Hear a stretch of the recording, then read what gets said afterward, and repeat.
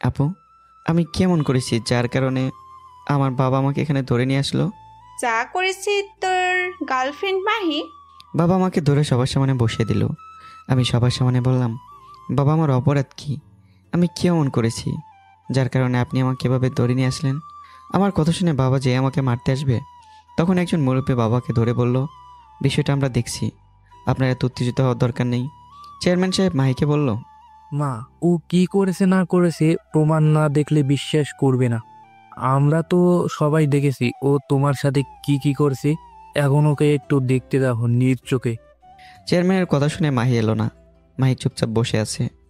মাহির আম্মু চোখ বড় বড় করে আমার দিকে রাগী দৃষ্টিতে তাকিয়ে চেয়ার থেকে উঠে আমার কাছে এসে শুধু বলল, আমার মেয়ে বোকা বলেই তোরে কিছু করে নাই, নইলে আমি তোরে কেটে রেখে দিতাম। কথা বলে উনি ওনার ফোনটা আমার হাতে দিল। ফোনটা নিয়ে দেখি ওখানে একটা ভিডিও অন করা আছে। ভিডিওতে স্পষ্ট দেখা যাচ্ছে যে মাহিকে জড়িয়ে ধরে আমি ঘুমিয়ে আছি। মাঝে মাঝে ওর কপালে চুমু দিয়ে বলছি, আমার লক্ষ্মী বউটা। এসব ভিডিওতে দেখা যাচ্ছে, আর কিছু না। ভিডিওটা দেখেই আমি মাহির দিকে ফিরে তাকালাম। মাহির দিকে তাকাতে মাহি চোখ নিচু করে নিল। মাহি আমার সাথে এটা করতে পারবে? ওকে তো জাস্ট আমি একটু জড়িয়ে ধরে ঘুমিয়েছিলাম, এটাও ভিডিও করলো? যাকে এতটা ভালোবাসি সে কি আমার খবর খুললো যাতে আমি তাড়াতাড়ি মারা যেতে পারি? মাহির আম্মু ফোনটা নিয়ে তিনি তার জায়গায় চলে গেল। মেম্বার সাহেব বলল, এই বিষয়টা কি শুধু জড়িয়ে ধরার মাঝে ছিল নাকি আরো অন্য কিছু হয়েছে? মাহি, মা, তুমি কিছু বলো। রাতে আমি পড়তেছিলাম, হঠাৎ করে এই ছেলে জানলা দিয়ে আমার রুমে ঢুকে পড়ে। আমি তো ভয় পেয়ে গেছিলাম, কি করব তখন তাই চিন্তা করছিলাম। কিন্তু এই ছেলে বলে, আমি তোমার সাথে এখানে কিছু করতে আসিনি, আমি তোমাকে ভালোবাসি, এজন্য শুধু তোমাকে জড়িয়ে ধরে এক রাত ঘুমাবো, আর কিছু না। আর যদি আমার কথা না শোনো, তাহলে মনে মনে তুমি যেটা অনুমান করলে যে আমি এখানে তোমার সাথে কি করতে এসেছি, পরে সেটাই করব। আর যদি কোনো কারণে সন্তান হয় তাহলে বাবার পরিচয় দিতে পারবে না। আমি ভয় পেয়ে গিয়েছিলাম, অন্তত সম্মান যদি বাজে তাহলে না হয় ওর সাথে থাকতাম, কিন্তু ও শুধু আমাকে জড়িয়ে ধরে ঘুমিয়েছে, অন্য কিছুই না। কথা বলেই মাহি বসে গেল। আমার চোখ দিয়ে টপ টপ করে পানি পড়ছে। যাকে আমি এতটা ভালোবাসি শেষকে এই কথাগুলো বলতে পারলো কিভাবে? আমি ভাবতাম হয়তো রাগের কারণে আমার সাথে কথা বলা বন্ধ করে দেবে, কিন্তু এমন কিছু যে করবে এটা আমার ধারণার বাইরে। আমার আজকে এতটাই কষ্ট হচ্ছে যেটা বলার বাইরে। মেম্বার সাহেব আমাকে আবার বলল, অপরাধ করে কান্না করলে কি হবে? আর তুমি কি এই মেয়েকে আগে থেকে চিনতে? মাহির সাথে আমার ফোনে অনেক পিক আছে, ইচ্ছে করলে আমি সেগুলো দেখাতে পারি, কিন্তু মাহি আমার সাথে কেন এমনটা করলো? আমার অপরাধী বা কী ছিল? আজকে তো আমি কোনো অপরাধ করিনি, এরপরেও কেন? মেম্বার সাহেবের প্রশ্নের উত্তর আমি শুধু এতটুকুই বললাম, এই মেয়ে যে কথাগুলো বলল সব সত্যি। আজকে ও যদি বলতো ওর জন্য আমি 1000টা খুন করছি, তাহলে মনে করবেন সেটাও আমি করেছি। অপরাধ করেছো যেহেতু শাস্তি তো পেতেই হবে।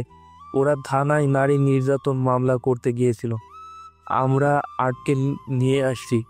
এখন আমার কথা হলো, তোমাকে 1 বছরের জন্য এই এলাকা থেকে বরখাস্ত করা হলো। চেয়ারম্যান সাহেবের কথা শুনে সবাই খুশি হয়ে বলল, ঠিক, আমরাও এটাই চাই। অপরাধ করেছে যেহেতু শাস্তি তো পেতেই হবে। পাশ থেকে আম্মু এসে চেয়ারম্যান সাহেবকে অনেক অনুরোধ করেছে, কিন্তু উনি ওনার কথা থেকে নড়চড় হবেন না। আমি চোখের পানি মুছলাম। আমি কি কয়েক মিনিটে মেয়ের সাথে কথা বলবো? আমার কথা শুনে মাহির আম্মু বলল, না। তুমি আমার মেয়ের সাথে কথা বলতে পারবে না, না জানি কি করে বর্ষ পরে। চেয়ারম্যান সাহেব বলল, আচ্ছা ঠিক আছে দাও, তবে সবার সামনে বলবে যা বলা। চেয়ারম্যান সাহেবের কথা শুনে মাহির আম্মু আর কোনো কথা বলেনি। আমি মাহির সামনে গিয়ে বললাম, কেন আমার সাথে এমন করলে? আমাকে তো বলতে পারতে যে আমাকে আর এখন তোমার ভালো লাগে না, আমি এমনিই চলে যেতাম। এভাবে তো কষ্ট দেওয়ার মানে আছে বলো? আমি যখন তোমার বাসা ছেড়ে চলে আসব তখন ফোনের আলো দেখেছিলাম, কিন্তু আমি এটা ধরে নিয়েছিলাম যে তোমার ফোন নেই। কিন্তু আজকের দিন শেষে তুমি প্রমাণ করে দিলে যে ভালোবাসা বেইমানি করে। আমি তোমার কাছে বেশি কিছু কি চেয়েছিলাম? শুধু তোমার হাতটা একটু ধরতে চেয়েছিলাম। কেন এমন করলে মাহি? ভাই আমার কথা শুনে মাথা নিচু করে আছে, কোনো কথাই সে বলছে না। আমি এবার চোখের পানি মুছে আবারও বললাম, ইচ্ছে করলে আমি প্রমাণ করতে পারি যে তুমি আমার গার্লফ্রেন্ড, কিন্তু এটা করব না। আমি সবসময় চাই তুমি সুখে থাকো, তবে মনকে এটা বোঝাতে পারছি না আমার অপরাধ কোথায়। খুব কান্না করতে ইচ্ছে করছে মাহি, কিন্তু বলার মতো কেউ নেই। নিজের কষ্ট নিজের ভেতরেই চেপে রাখি। ভেবেছিলাম তোমাকে বিয়ে করে নতুন সংসার করব, তা তো আর হলো না। একদিন বুঝবে আমি কি ছিলাম, কিন্তু সেদিন আর আমাকে পাবে না। যদি বেঁচে থাকি আবার দেখা হবে, আর যদি দেখা না হয় মনে করিস মরে গেছি। বলতে বলতে কান্নাই করে দিয়েছি। কান্না করতে করতে মাটির উপর বসে পড়লাম। ওর জন্য নিজের জীবন বিলিয়ে দিতে পর্যন্ত রাজি ছিলাম। আজকে বিনা কারণে মিথ্যা অপবাদ দিল, তাও আবার নিজের আপন কেউ। আমি একটা বোকা ছেলে, নাহলে পৃথিবীতে এত মেয়ে থাকতে কেন আমি ওকেই পছন্দ করি। নিচে বসে কিছুক্ষণ কান্না করলাম। এছাড়া আমার আর কি করার আছে। সব শেষে দাঁড়িয়ে চোখের পানি মুছে মেম্বার সাহেবকে বললাম, চলে যাচ্ছি, আর আপনারা যা বলবেন আমি তো অক্ষরে অক্ষরে পালন করব। মায়ের দিকে শুধু তাকিয়ে বললাম, কখনো চিন্তা করিনি এই একটু সামান্য বিষয়ের জন্য আমাকে এতটা অপমানিত হতে হবে। যাক, কারোর উপর আমার কোনো অভিযোগ নেই, কিন্তু ও যে আজকে আমার সাথে এমন কিছু করবে এটা আমি চিন্তাও করতে পারিনি। নিজের বিয়ের আসরে যখন কেউ এসে বলল আজকে নাকি আমার বইয়ের ডেলিভারি হবে এবং এই বাচ্চার বাবা নাকি আমি হব, এই কথা শুনে তো আমার 12টা বেজে গেছে। কবুল বলার পূর্ব মুহূর্তেই একটা পিছিয়ে দৌড়ে এসে আমার হবু শ্বশুরকে বলল, আঙ্কেল, সুমি আন্টির ব্যথা উঠেছে, ওনাকে নিয়ে হসপিটালে যেতে হবে। আর আমি দোয়া করি আন্টির জন্য একটা বাচ্চা হয় ঠিক আমার মতনই। পিচির কথা শুনে আমার মুখের কথা বলাই বন্ধ হয়ে গেল। আমি জানতাম মেয়েটা 9 মাসে প্রেগনেন্ট, কিন্তু এই বিয়ের মঞ্চে বসে যে আমাকে এই কথা শুনতে হবে এটা আমার ধারণার বাইরে। পাশ থেকে কে জানি বলল, ভালোই তো, জামাইয়ের কপাল ভালো যে বউয়ের সাথে একটা সন্তানও গিফট পেয়ে যাবে। বিষয়টা আপনাদের বুঝিয়ে বলি কিভাবে কি হয়েছিল, তাহলে হয়তো বুঝবেন। আজকে রাতে সবাই মিলে টেবিলে বসে খাবার খাচ্ছি, তখন বাবা বলল, লাদেন, তোর সাথে কিছু কথা ছিল। জি বাবা বলেন, কি বলবেন? আসলেই আমি একটা সিদ্ধান্ত নিয়েছি। জি বলেন। আমরা সবাই মিলে তোর বিয়ে ঠিক করেছি। বিয়ের কথা শুনতে আমি আম্মুর দিকে তাকালাম। আম্মু আমাকে ইশারা করে বলল, বাবা, আমি কিছু জানি না এসব, আমাকে তুই কিছু বলিস না। বাবা আমাকে আবারও বলল, তুই তো জানিস আমি এক কথার মানুষ। জি বাবা বলেন। তোর এই বিয়েতে মেয়ে পক্ষ আমাদের 5 লাখ টাকা দেবে, এই জন্য মূলত এই বিয়েটা হবে। আর মেয়ের বাবা আমার পূর্ব পরিচিত, যার কারণে আমি না করি নাই। বাবা আমার বিয়ে ঠিক করেছে মানলাম, কিন্তু যখন আমাকে টাকার কথা বলল তখন আমার মনে হলো এখানে একটা প্যাচ তো আছেই। আমি বাবাকে অনেক ভয় পাই। ভয় পাওয়ার একটা কারণ আছে, সেটা হলো আমি যখন কোনো অপরাধ করি তখন বাবা আমাকে দরজা বন্ধ করে ইচ্ছে মতো মারে। এটাই হইতে ভয়ের কারণ। বাবার কথা শুনে কিছুক্ষণ আমি নীরব ছিলাম, কিন্তু আমার মনে সন্দেহ দূর করার জন্য বললাম, বাবা আপনি এটা জানেন না যৌতুক নেওয়া ও দেওয়া খুব বড় অপরাধ? তোর আমাকে বুঝাতে হবে না, আমি সব কিছু বুঝি। এটাকে যৌতুক নেওয়া বলে না, এটা হলো ওই সুযোগের সৎ ব্যবহার। বুঝলাম না বাবা, আপনি কি বলতে চান? বিষয়টা হলো, তুই যেই মেয়েকে বিয়ে করবি সেই মেয়ে 9 মাসের প্রেগনেন্ট। আর মেয়েটা কার সাথে যে এমন করেছে কিছুই বলে না, এই জন্য মেয়ের বাবা চাই ওকে বিয়ে দিতে। বাবার কথা শুনে আমার কথা বলা বন্ধ হয়ে গেল। আমি যে কি বলবো এটাই বুঝতে পারছি না। শুধু বললাম, বাবা আমি এখন বিয়ে করতে চাই না, তাও আবার একটা 9 মাসের প্রেগনেন্ট মেয়েকে। তুই বললেই হবে, এত কিছু আমি শুনতে চাই না, আমি যা বললাম তাই হবে। এই কথা বলেই বাবা খাবার রেখে চলে গেলেন। আমি খাবার টেবিলে মাথা নিচু করে বসে আছি। আম্মু আমার মাথায় হাত দিয়ে বলল, বাবা আমি কি করব বল, তোর বাবা যে কেমন এটা তো জানিস। আমি তোরে এটাও বলবো যে তুই পালিয়ে চলে যা, এই বিয়ে তোর করতে হবে না। আমি খাবার রেখে রুমে চলে গেলাম। রুমে গিয়ে আপুকে কল দিলাম। আপু আমার বড় না, কিন্তু ও আমার সমবয়সী। বলতে পারেন আমরা যমজ ভাই বোন। আরও 1 মিনিটের বড় আমার, এজন্যই আপু বলি। আর আপু মেসে থেকে পড়াশোনা করে। আপু ফোন রিসিভ করে বলল, লাদেন বল। আপু আমি কিন্তু পালিয়ে চলে যাব ভাবতেছি। কি বলিস? মাহি তো এখনো পিচ্ছি মেয়ে, আর একটু বড় হোক। মাহি হলো আমার গার্লফ্রেন্ড। মাহিকে নেমে পালিয়ে যাব তোরে বলছি? তাহলে একা একা পালিয়ে যাব? বাবা একটা 9 মাসের প্রেগনেন্ট মেয়ের সাথে আমার বিয়ে ঠিক করেছে। আর বাবাকে নাকি আবার কয় লাখ টাকাও দেবে। টাকার জন্য বাবা আমাকে কুরবানি দিয়ে দিতে চাইছে। কি বলিস এসব? বাবা তো আমাকে কিচ্ছু বলেনি। থাক বোন, তোর জানতে হবে না। তোরা তো দূরে গিয়ে সুখে আছোস, যত কষ্ট আমাদের। ফোন রাখ। আরে লাদেন শোন শোন। আমি আপুর কোনো কথাই শুনলাম না, ফোন কেটে দিলাম। ভাইয়া ভেতরে আসবো? সামনে তাকে দেখে মাহি। মাহি হল আমার চাচাতো বোন। মাহি নামে আমার আরেকটা গার্লফ্রেন্ড আছে। ও আবার আমার চাচাতো বোন মাহির বান্ধবী। নাম 2টা, কিন্তু একজন চাচাতো বোন আরেকজন গার্লফ্রেন্ড, এই পার্থক্যই আর কি। মাহি আমার পাশে এসে বলল, ভাইয়া বড় সব কি বলে? আমি তো সব কিছুই শুনলাম। যদি আমার বান্ধবী এসব শুনতে পারে না, ও কিন্তু আত্মহত্যা করবে। ওকে তো তুই চিনিস। কি করব তুই বল মাহি, তবে আমি পালিয়ে যাব। আমি বিয়েটা করতে পারবো না। একটা ভালো মেয়ে হলে মানা যেত, কিন্তু একটা প্রেগনেন্ট মেয়ে, এমনও হতে পারে বিয়ের আসরে মেয়ে ডেলিভারি হয়ে যাবে, কবুল বলবি আর বাবা ডাক শুনবি, তাই তো? দেখ, মেজাজ গরম করবি না, এমনি কিন্তু মন খারাপ। ভাইয়া, রাফি কল দিয়েছে, দেখ। আমি ফোন রিসিভ করে বললাম, হ্যাঁ রাফি বল, কি হয়েছে? মামা, একটা মেয়ের বাসার নিচে দাঁড়িয়ে আছি, তুই আই তো। এই রাতের বেলায় তুই কোন মেয়ের বাসা নিচে দাঁড়িয়ে আছিস? আরে আই না, তুই মেয়েটাকে আজকে পটাবো, বারান্দে দাঁড়িয়ে আছে। তুই গিয়ে কথা বল। তোরে ছাড়া আমি কোনো কাজ করেছি বল? বিপদে আছি, ফোন রাখ তুই। ফোন কেটে দিতেই মাহি বলল, তাহলে এখন কি করবি? যা তো, বিরক্ত করিস না আমাকে। আমি কি বলে দিব যে তোর বিয়ে হয়ে যাচ্ছে? পরে দেখ তোর কি অবস্থা করে মাহি। তোর পায়ে পড়ে বোন, এটা করিস না। আমি দেখি কি করা যায়। মাহি চলে যাবার পর চিন্তা করছি, এখন আমি কি করব।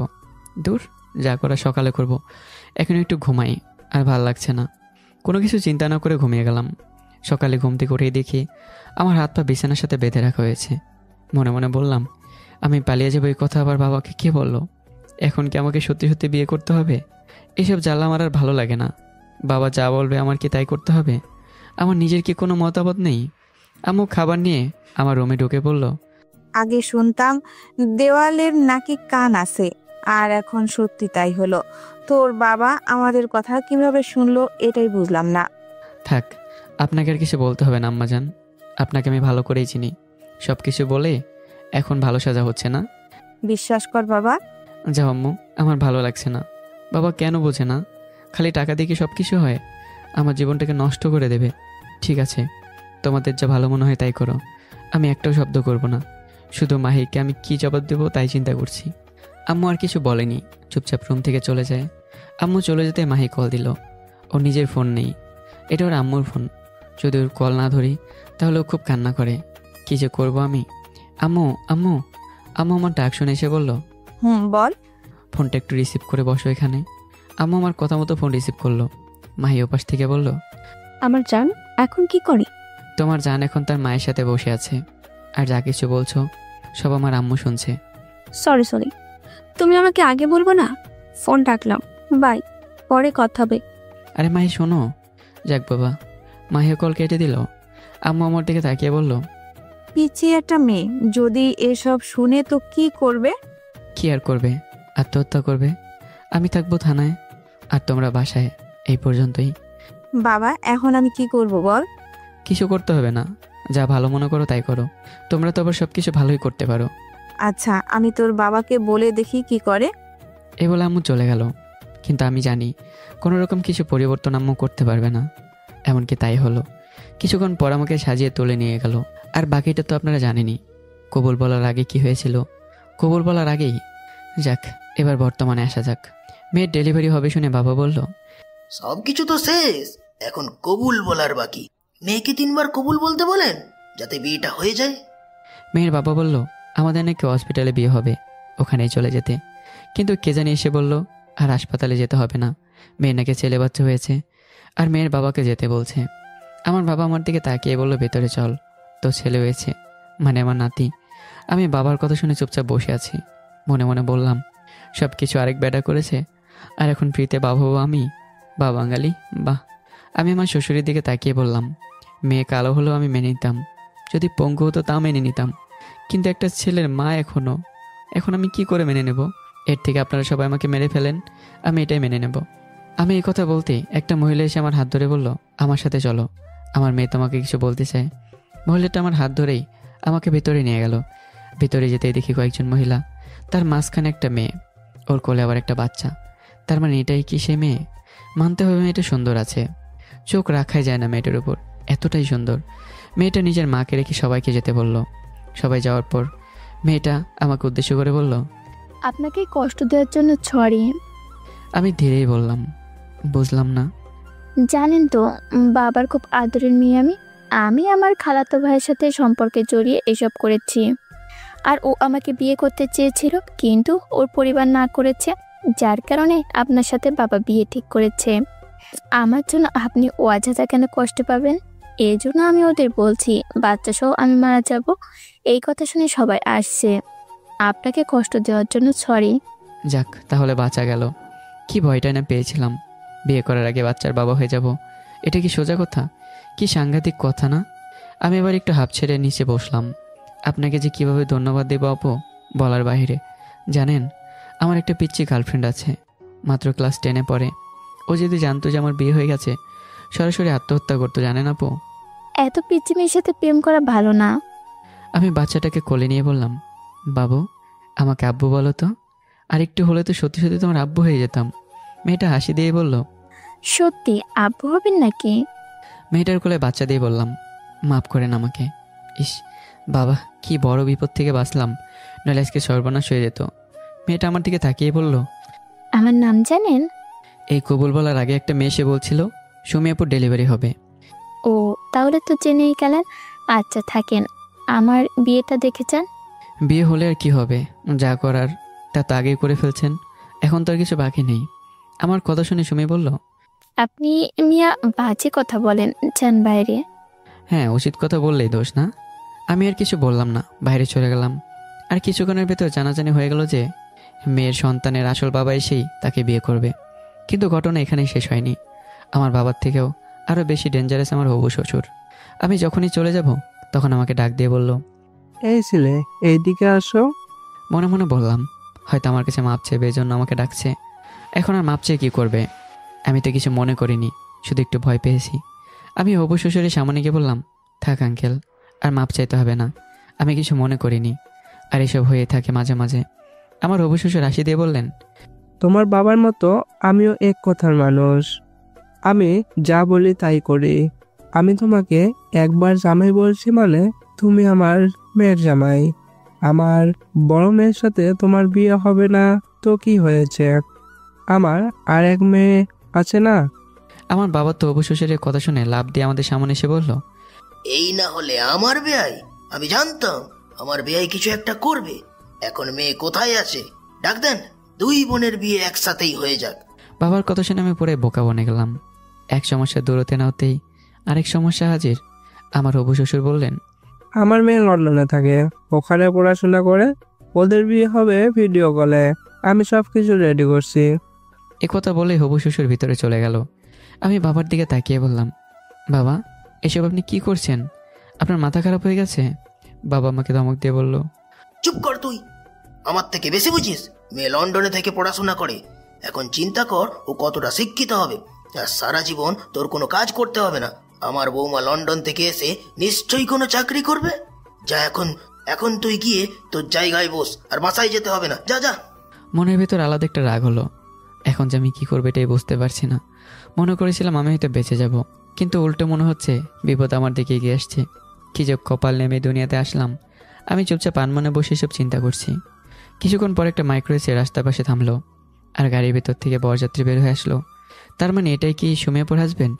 শালার ফুট দেখতে তো এতটাও সুন্দর না, কালা বেডা, আবার বউটা একদম জাক্কা নাকা। বর এসে আমার পাশে বসে বলল, তার মানে আপনি সুমিকে বিয়ে করতে এসেছেন? আমি একটু রাগ দেখিয়ে বললাম, ধর্মিয়া আপনি আর কোনো কথাই বললেন না, আপনার জন্য আজকে আমার সব কিছু শেষ। বুঝলাম না ভাই। একটা বিষয় সমাধান হয়েছে ভালো, যে আপনি সুমিকে বিয়ে করবেন, কিন্তু আপনার শ্বশুর নাকি এক কথার মানুষ। তিনি একবার আমাকে জামাই বলে মেনেছেন, আমি জামাই হয়ে গেলাম। এখন তো তিনি আমাকে যেতে দেবেন না। কি এক জ্বালায় পড়লাম রে ভাই। এখন আবার কি হয়েছে? কি হয়নি তাই বলেন? এখন আবার ছোটো মেয়ের সাথে আমার বিয়ে দেবে। কি করবো ভাই বলেন? আমার একটা গার্লফ্রেন্ড আছে, সব কিছু শেষ হয়ে যাবে। ভালোই তো বিপদে পড়ছো, এখন ঠেলা বুঝো। হঠাৎ করে আমার শ্বশুর ভিতর থেকে বের হয়ে বলল, সবকিছু রেডি আছে, কাজী সাহেব আপনি বিয়ে পড়ান। আগে সুমিয়াপুর বিয়ে শেষ হলো, আর যখন আমাকে বলা হলো কবুল বলতে, তখন আমি বাবাকে বললাম, বাবা আরেকবার বিষয়টা একটু চিন্তা করে দেখো, জীবন মরণের প্রশ্ন আমার। আমার কথা শুনে বাবা কোনো দামই দিল না, উল্টা আমার হবু শ্বশুরকে বলল, আমি আমার বৌমাকে একটু দেখি।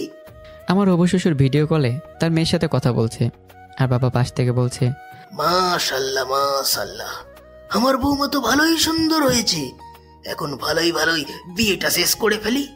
আমার হবু শ্বশুর ফোনটা আমার হাতে দিয়ে বলল, আমার মেয়ে এখন কবুল বলবে। দেখ, ও তোমার মতো এত ভয় পায় না। আর বিয়ে করতে কিসের এত ভয় আমি বুঝতে পারি না। আমি ক্যামেরার দিকে তাকিয়ে পুরো বোকা বনে গেলাম। সুমিয়াপু চাও যথেষ্ট সুন্দর ছিল, আর এই মেয়ের দিকে চোখ তুলে তো তাকানোই যাচ্ছে না। দুধের মতোই সুন্দর দুই বোন, আর এদের একবার দেখলে পছন্দ হবে না কার? যে কোনো মানুষ এদের দেখলে পছন্দ করে ফেলবে। কাজী যখন মেয়েকে কবুল বলতে বলল, মেয়েটা চুপচাপ কবুল বলে দিল। তবে ওর আড়ালে যে চোখের পানি মুছলো, এটা আমার নজরে এলো। হয়তো এই বিয়েতে ওর কোনো মত নেই। এবার আমার কবুল বলার পালা। আমি চোখ বন্ধ করে মনে মনে বললাম, জানি না আমি সব কিছু শেষ করছি নাকি শুরু করছি। আমি তো এই বিয়ে করতে চাই না, কিন্তু এরপরে বাবা আমাকে জোর করে সব কিছু করাচ্ছে। আগে শুনতাম বাবা মা আমাদের জন্য যা করেন আমাদের ভালোর জন্যই করেন, আর আজকে আমি সব কিছু হারিয়ে ফেলছি। একবারও চিন্তা করলাম না আমার পিছিয়ে গার্লফ্রেন্ডের কী হবে। ওর তো কোনো দোষ নেই, ওকে জোর করে আমি রাজি করিয়েছি। আর আজকে যদি ও এসব শুনতে পায় তাহলে কি করবে? এমনি মাহি এত কিছু বোঝে না। এসব চিন্তা করতে করতে চোখের কোণে হালকা জল এসে গেল। কাজী সাহেব আমাকে আবারও বলল, বাবা একটু তাড়াতাড়ি কবুল বলো, আমাকে আরেকটা বিয়েতে যেতে হবে। আমি ফোনের দিকে তাকে একটা হাসি দিলাম আর বললাম, মাঝে মাঝে নিজের কিছু ইচ্ছে থাকে, কিন্তু আমাদের পরিবারের দিকে তাকে সব কিছু কোরবান করে দিতে হয়। এটাই হয়তো আমাদের ভালোবাসা। শেষ পর্যন্ত আমি কবুল বলে দিলাম। কবুল বলতে আমার বউ ফোনটা কেটে দিল। আমি চুপচাপ বসে আছি। বিয়ে করেছি ঠিকই, কিন্তু এখন আর আমার সাথে আমার বউ নেই।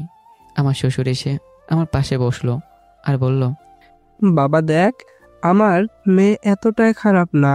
ও কয়েকদিন পর দেশে আসবে, তখন তুমি তাকে দেখে বুঝতে পারবে যে ও কেমন মেয়ে। আর আমার যদি ভুল হয়ে থাকে মাফ করে দিও। আরে না বাবা, কি যে বলেন, ভুল আপনার হবে কেন? ভুল তো করেছি আমি। আচ্ছা বাবা, ভালো থাকবেন, এখন আমাকে যেতে হবে। আমি এবার বাবাকে বললাম, তো চলেন এখন যাওয়া যাক। বাবা আমাকে ইশারা করে বলল, তুই যা, আমি আসছি। আমি নেমে একটু সামনে যেতেই সুমিয়াপুর হাজব্যান্ড আমাকে ডাক দিল। আমি ওদের সামনে গিয়ে বললাম, জি বলেন। সুমিয়াপু আমার দিকে তাকিয়ে বলল, নিজের বিপদ নিজে ডেকে আনলে। আমি ভাবছিলাম তোমাকে বাঁচিয়ে দেবো, কিন্তু পারলাম না। আমাকে মাফ করে দাও। তবে একটা কথা, আমাকে দেখে তোমার যতটা ভালো মনে হচ্ছে তার চেয়ে ভয়ানক কিন্তু আমার বোন। ও আমার ছোট বোন হয়, ওকে আমি ভালো করে চিনি। প্রচুর রাগী একটা মেয়ে। ওর মতামতের বিরুদ্ধে কিছু হলে ও খুব রেগে যায়, আর আজকে তাই হয়েছে। তবে আর যাই কিছু করো না কেন, সবসময় সাবধান থাকবে, ঠিক আছে? ধন্যবাদ আপু বলার জন্য। আমি একটা রিক্সা নিয়ে বাসার সামনে চলে গেলাম। একটা চায়ের দোকানে বসে রাফিকে কল দিলাম। রাফি ফোন রিসিভ করে বলল, আমি মাত্র বাসা থেকে বের হয়েছি, তুই দোকানে বস, আসছি। কিছুক্ষণ পর রাফি চলে আসলো। রাফি আমার অবস্থা দেখে বলল, তোর শরীরে বিয়ে সাজ কেন, নাকি ইচ্ছে করে এসব বললি? আমার সব কিছু শেষ হয়ে গেছে রাফি। বুঝলাম না, তুই কি বলতে চাস? আমি এক এক করে রাফিকে সব বললাম। সব শুনে রাফি বলল, মাহি কি এসব জানে? না, এখনো জানে না। ভাবছি জানলে কি করবে। থাক, ওকে জানাতে হবে না, পরে এক সময় জানলে হবে। আর তোর বউকে তো দেখি নাই। দেখ, মজা করিস না, এসব মজা আমার ভালো লাগে না। আমি আছি আমার চিন্তায়, এখন আমি কি করব? আমি কি বলবো, তুই কি করবি? আমার মাথায় তো কোনো বুদ্ধি নাই। আমি কিছু বলতে যাব, তখন দেখি ফোনটা বাজতে লাগলো। মাহি কল দিয়েছে। আমি যেটা আন্দাজ করলাম সেটাই হয়েছে। রাফির দিকে ইশারা করে বললাম, এখন আমি কি করব? আগে ফোন রিসিভ করে কথা বল। আর ও তো কিছু জানি না, এই জন্য এত সন্দেহ করবে না তোরে। আমি রাফির কথা মতো ফোন রিসিভ করলাম। ফোন রিসিভ করতে মাহি বলল, বেবি আমার না। কি বলো? আজকে পান্তেবের বিয়েতে গিয়েছিলাম। আমাকে বলবে না তো? তোমাকে বললে কি তুমি যেতে দিতে? আমাকে বলনি, তাহলে এখন বলছো কেন? আর আমি তোমাকে যে বিষয়ে না করি সেটাই বারবার করো। আমি তোমাকে বলতে চেয়েছিলাম, কিন্তু ভয় হয়েছিল। থাক, বাদ দাও। এখন বড় হচ্ছ না দিন দিন, সব কিছু আমাকে ছাড়াই করতে পারবে। আমার কথা শুনে মাহি কান্না শুরু করে দিল। সরি, আমার ভুল হয়ে গেছে। আর তোমাকে না বলে কিচ্ছু করব না। মাইর দেবো কিন্তু মাহি, আমি তোমাকে বলছি কান্না করতে। তুমি বকা দিচ্ছ কেন তাহলে? রাফি আমাকে ইশারা করে বলল, ফালতু কথা পরে বল। তুই আজকে যা করলি, ও এসব শুনতে পারলে কি হবে জানিস তো? আমি এবার শান্ত সুরে বললাম, মাহি আজকে স্কুলে যাওনি? না, আজকে বলছি না, বিয়েতে গিয়েছিলাম। ও আচ্ছা। চলো না আমরাও বিয়ে করে ফেলি। গোপনে বিয়ে করব, কেউ জানতেও পারবে না। এই জন্য আমি তোমাকে বিয়েতে যেতে না করি, এখন তো বুঝছো? ওই শোনো না, আম্মুকে মিথ্যে কথা বলে বাসা থেকে বের হয়ে পুকুর পাড়ে আসছে। তুমি ফুচকা নিয়ে তাড়াতাড়ি চলে আসো। এখন আসবো? এখনই আসবে। আমি ফোন কেটে দিয়ে বললাম, দেখলে রাফি, এখন কি বিপদে পড়লাম। এখন তার বাসায় যেতেও পারবো না। রাফি শার্ট খুলে দিয়ে বলল, এটা পড়ে যা, আর তোর পাঞ্জাবি আমাকে দিয়ে যা। তুইও আয়। তোর প্রেম দেখলে আমার গা জ্বলে ভাই, তুই যা। এজন্যই তো বলি, তুই একটা মেয়ে পটিয়ে নে। দেখি পেয়েছি একজনকে, হঠাৎ করে মনের কথা বলে দিব, দেখি কি হয়। আচ্ছা তুই এখানে একটু বস, আমি আসছি। এই কথা বলে আমি একটা ফুচকার দোকানে চলে গেলাম। কিছু ফুচকা নিয়ে পুকুর পাড়ের দিকে যেতে লাগলাম। দেখি মাহি আনমনে বসে আছে আর সামনের দিকে তাকিয়ে আছে। আমি দূর থেকে ডাক দিলাম, মাহি। মাহি আমাকে দেখে উঠে আমার কাছে এসে আমাকে জড়িয়ে ধরে বলল, আমার বাবুটা দিন দিন এত কিউট হয়ে যাচ্ছে কেন? বলছি তোমাকে, আমি কিউট হচ্ছি না, বরং তুমি হচ্ছ। এখন তাড়াতাড়ি ছাড়ো আমাকে, কেউ দেখে ফেলবে এসে। দেখলে দেখবে, তাতে আমার কি? মাহিকে জোর করে ছাড়িয়ে বললাম, নাও তোমার ফুচকা। মাহি ফুচকা নিয়ে বলল, তোমার পায়জামা দেখে মনে হচ্ছে এটা বিয়ের পায়জামা। আরে এটা একটা স্টাইল, তুমি বুঝবে না, এজন্যই তো বলি আমাকে না বলে কিছু করতে। সরি বলছি তো আমি, পরের বার আর হবে না, বিশ্বাস করো। আচ্ছা হয়েছে ম্যাডাম। আম্মু আমাকে বেশিক্ষণ না দেখলে বকা দিবে। আমি মাহির মুখের দিকে তাকিয়ে বললাম, আমি সব জানি, আর আমি জানতাম এখানে এসে আমি 10 মিনিটও দাঁড়াতে পারবো না। আমাকে বিয়ে করে নাও, পরে তো সারা জীবন আমাকে দেখতে পারবে। আর একটু বড় হও, পরে দেখা যাবে, বুঝলে? লাভ ইউ বাবুটা। ভালো থেকো। দেখতে দেখতে মাহি চলে গেল। আমি সামনের দিকে হেঁটে যেতে লাগলাম। মনে মনে বললাম, এটা আমি একটা কাজ করলাম। আজকেও এত কিছু বোঝে না বলে ওর সাথে আমি মিথ্যা কথা বলছি। যেদিন মাহি জানতে পারবে সেদিন কি হবে? দোকানের সামনে যেতে রাফি বলল, বাহ, 10 মিনিট হলো না গেলি, এর ভিতরই প্রেম শেষ? তুই তো জানিস ওর আম্মুকে বাসা থেকে বের হতে দেয় না। আচ্ছা চল আমাদের বাসায়। না, আজকে আর যাবো না, এখন আমাকে এক জায়গায় যেতে হবে, পরে তোরে বলবো নি। তাহলে এখন আমি গেলাম, কেমন? আমি আচ্ছা বলে বাসার দিকে যেতে লাগলাম। বাসার সামনে গিয়ে কলিং বেল বাজাতেই আপু এসে দরজা খুলে দিল। আপুর দিকে তাকালাম, তুই আবার কখন এলি? কিছুক্ষণ আগেই এলাম। আমি তো এসেছিলাম বাবাকে সবকিছু বলতে, কিন্তু এসে শুনি বাবা নাকি সবকিছু করেই ফেলেছে। আমাকে যদি বাবা নিজে সন্তানই মনে করতো তাহলে আর এমন করতো না। একবার বিয়ে ভেঙে গেছে, কিন্তু আমাকে জোর করে ছোট মেয়ের সাথে আবার বিয়ে করে দিল। এটা কোনো কথা তুই বল? আমার কথা শুনে আপু কিছু বলল না, চুপচাপ দাঁড়িয়ে রইল। আমি ভেতরে ঢুকলাম। এমন একদিন আসবে আপু, আমাকে হারিয়ে ফেলবি, আর পাবি না। সবাই মিলে আমার সাথে যা শুরু করেছে একদিন হারিয়ে যাব। বাবা এভাবে বলতে নেই, তোর বাবা তো তোর জন্য ভালো কিছুই চায়। থাক আম্মাজান, আপনাকে আর কিছু বলতে হবে না। সব কিছু করে এখন ভালো স্বাস্থ্য হবে না। আমি চুপচাপ আমার রুমে চলে গেলাম। রুমে গিয়ে ফ্রেশ হয়ে বসে বসে চিন্তা করছি, বিয়ে তো ঠিকই করেছি, কিন্তু বউয়ের সাথে যে কথা বলবো সেই ফোন নাম্বারই তো আমার কাছে নেই। এর নাম নাকি আবার বিয়ে। ফোন রেখে ঘুমিয়ে পড়লাম। সারাদিন রুমের ভিতরে পার করে দিলাম। আপু ডেকে গিয়েছিল খেতে, কিন্তু আমি না করেছি যে খাবো না। রাতে আপু আসছিল, কিন্তু আমার এক কথা, আমি খাবো না। বাবা যেহেতু সব কিছু করতে পারে, তাহলে বাবাকেই বল খেতে। আম্মুও ডেকে গিয়েছিল, কিন্তু আমি বলেছি আমি যাবো না মানে যাবো না। হয় রুমে পড়ে মরবো, নইলে আমাকে এসব বিষয় থেকে মুক্তি দিতে হবে। রাতে কারো কথা না শুনে ঘুমিয়ে গেলাম। সকালে কেমন যেন শীতকার চেঁচামেচির আওয়াজ শুনে ঘুম ভাঙলো। তাড়াতাড়ি দরজা খুলে বের হলাম। আর দরজা খুলে বের হয়ে দেখি আমার বউ আমাদের বাসায় দাঁড়ানো, আর তার সাথে একজন উকিল এসেছে। কিন্তু ও ছিল লন্ডনে। সকাল সকাল এখানে কিভাবে? হয়তো বা রাতে এসেছে এখানে। বাবার দিকে তাকিয়ে দেখি বাবা এক কোণে চুপচাপ দাঁড়িয়ে আছে। যার সাথে আমার বিয়ে হয়েছিল, মানে আমার বউ, সে আমার সামনে এসে বলল, তুই কি সেই ছেলে? আপনি কি বলতে চান আমি বুঝলাম না। আর শ্বশুর আব্বা বলল আপনি কদিন পর আসবেন। রাগ তোর শ্বশুর আব্বা। তোর কি মনে হয় আমি এতই সহজে তোরে বিয়ে করে নেব? এতটাই বোকা আমি? শুধু বাবার মুখের দিকে তাকিয়ে কবুল বলছি। আজকে শুধু দেশে আসছি তোর জন্য। তুই আমাকে একবারও বলিস নাই আমি এই বিয়েতে রাজি কিনা। এত বড় কলিজা হলো কি করে তোর? আমাকে না বলে আমাকে বিয়ে করিস। এখন উকিল নিয়ে আসছি আমি ডিভোর্স দেওয়ার জন্য। কি ডিভোর্স? আমার কথা শুনে মেয়েটা হাসি দিয়ে বলল, আমার নাম জানিস? না। আমার সম্পর্কে কিছু জানিস? না, আমি কিছুই জানি না। ফালতু। আমি কার সাথে কথা বলে সময় নষ্ট করছি? আমি এত দূর থেকে এখানে আসলাম শুধু তোর জন্য। জানি 6 মাস আগে ডিভোর্স হয় না, তারপরেও আমি তোর সাইন নিয়ে রাখবো, যাতে 6 মাস পর আমাদের ডিভোর্স হয়ে যায়। যেন তুই এসে বলতে না পারিস আমি তো সাইন করি নাই। আচমকা বাহির থেকে আমার শ্বশুরাব্বা ভেতরে এসে বলল, মারে, আমি তোর ভালোর জন্য সব কিছু করলাম, এখন তুই আর এসব উল্টাপাল্টা কাজ করিস না। মেয়েটার বাবাকে বলল, আমি তোমার কথা মেনেই কবুল বলছি। এখন কবুল বলা শেষ, আমি আমার কাজ করব। আমাকে তুমি বাধা দিও না। কিছুক্ষণ পর আমাকে আবার বের হয়ে যেতে হবে। একটা কাগজ বের করে উকিল আমার সামনে দিয়ে বলল, এখানে একটা সাইন করেন। আমি বাবার দিকে তাকালাম। আপনি তো এটাই চাইতেন যে আপনার ছেলের জীবন নষ্ট হয়ে যাক। আজকে তো তাই হচ্ছে বাবা। আপনার কথাই ঠিক হলো। বাবা আমার কথা শুনে এগিয়ে এসে বলল, মারে। মেয়েটা বাবাকে বলল, আঙ্কেল আমি ভালো আছি, ভালো থাকতে দেন। আমি চাই না আপনার সাথে আমি কোনো ধরনের বেয়াদবি করি। আর আমি এই বিয়েতে রাজি ছিলাম না, এই জন্য ওকে আমি ডিভোর্স দিব। যদিও 6 মাস পর ডিভোর্স হয়, এরপরেও আমি সব কিছু রেডি করে রাখছি। এই ছেলে সাইন কর, আমাকে আবার লন্ডন ফিরে যেতে হবে। আমি বাবার দিকে তাকিয়ে কাঁপা কাঁপা হাতে সাইন করে দিলাম। সাইন করতে মেয়েটা বলল, শালা তোরে মন চাইছিল মেরে ফেলি, আমার স্বামী হবার যোগ্যতা আছে রে তোর, রাবিশ কোথাকার। মেয়েটা ওর বাবার হাত ধরে বাইরে চলে গেল আর যাওয়ার আগে বলে গেল, সাবধানে, আমার পরিবারের আশেপাশে দেখলে তোর খবর আছে কিন্তু। আর টাকা লোভ সামলাতে না পেরে আমার বোনকে বিয়ে করতে চেয়েছিলি, লুফি কোথাকার। মেয়েটার কথা শুনে কেউ কোনো কথা বলল না।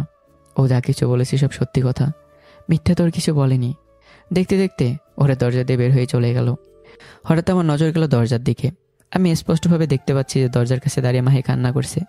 তার মানে এতক্ষণ এখানে যা কিছু হয়েছে সব কিছু মাহি শুনে নিয়েছে। আমি মাহির দিকে তাকিয়ে আছি আর মাহি এটা খেয়াল করলো। আমাকে দেখেও চোখের পানি মুছে সামনের দিকে হাঁটতে লাগলো। যে জিনিসটা আমি সবসময় ভয় পেতাম আজকে সেটাই হলো। আমি কখনো চাইনি মাহি এসব জানুক, কিন্তু আজকে সব কিছু জেনেই গেল। তাড়াতাড়ি হেঁটে রুম থেকে বের হলাম। আপু পেছন থেকে বলল, কোথায় যাস? আপুর কথা শুনে আমি কিছুই বললাম না। বাসা থেকে বের হয়ে দেখি মাহি কোথাও নেই। হঠাৎ আমার মনে হলো এমন সময় তো মাহি স্কুলে যায়। তাড়াতাড়ি দৌড়ে সামনে গেলাম আর গিয়ে দেখি মাহির আমার চাচাতো বোন হেঁটে হেঁটে স্কুলে যাচ্ছে। আমি এদের কাছে গেলাম। মাহি আমার কথাটা তো শোনো। মাহি আমার চাচাতো বোনের হাত ধরে বলল, আপনি এখান থেকে চলে যান, আমি আপনাকে আর দেখতে চাই না।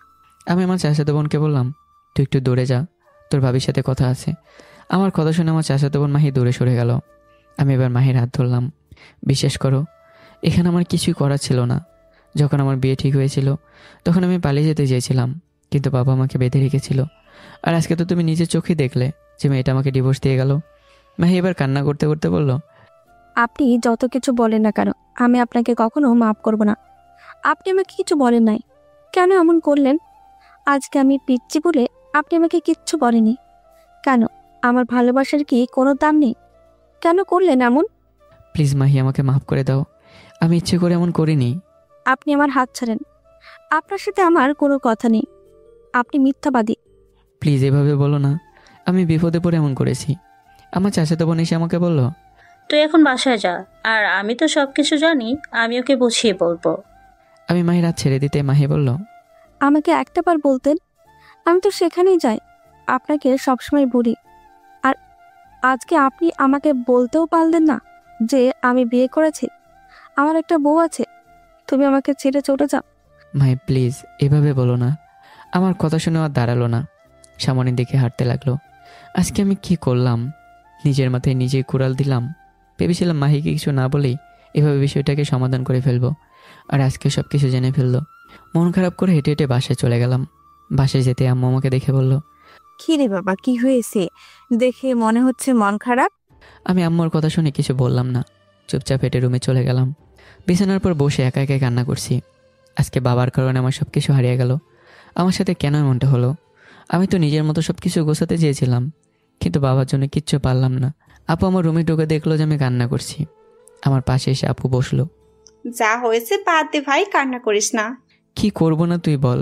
আমার জন্য মাহি কষ্ট পাবে? ওর তো কোনো দোষ ছিল না। ও আজকে সব কিছু জেনে গেছে। কি বলিস?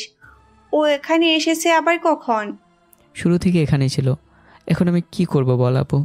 আম্মু ভেতরে ঢুকে আমার সামনে দাঁড়িয়ে বলল, দেখ বাবা, মেয়েটা যে এত কিছু করে ফেলবে এটা আমাদের ধারণার বাইরে ছিল।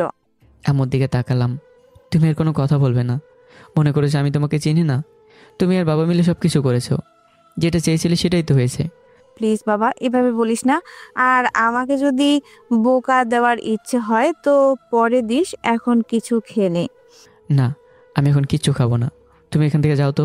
দেখ ভাই, রাগ করিস না, যা হয়েছে হয়ে গিয়েছে। আমি মাহির সাথে কথা বলবো, তুই কোনো চিন্তা করিস না। এখন আমি তোরে কথা দিচ্ছি, তোর বাবা আর যাই কিছু করুক, আমি মাহিকে এ বাসায় বউ করে নিয়ে আসব। আমি রেগে গেলাম। দেখো আম্মু, আমার সামনে আর বাবার নাম নিবে না। আজকে বাবার জন্য আমি সব কিছু হারিয়ে ফেলেছি। মনে করছি এই মানুষটাকে আমি মাফ করে দেব? কখনোই না আম্মু। আচ্ছা বাবা, তোর যা ইচ্ছে পরে করে নিস, এখন খেয়ে নে। আপু আর আম্মু মিলে আমাকে জোর করে খাইয়ে দিল। খেয়ে দিয়ে বিছানায় শুয়ে চিন্তা করছি, এখন মাহিকে কি বলে বোঝাবো যে আমি কিচ্ছু করিনি।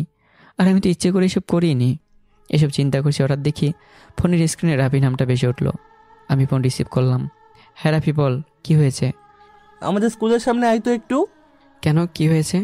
আরে কিছু হয় নাই, তোরে আমি আসতে বলছি, তুই আয়। আচ্ছা তুই দাঁড়া, আমি আসছি।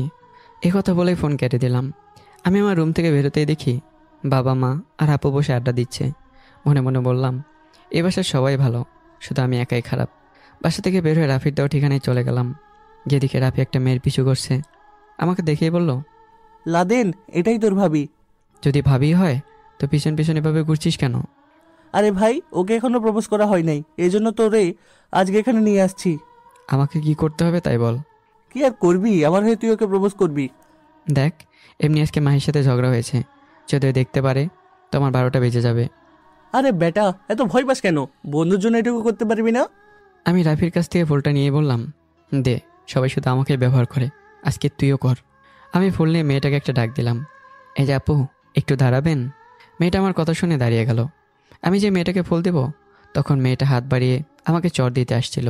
তখনই রাফি এগিয়ে এসে বলল, মারতে হলে আমাকে মারেন, এখানে ওর কোনো দোষ নাই।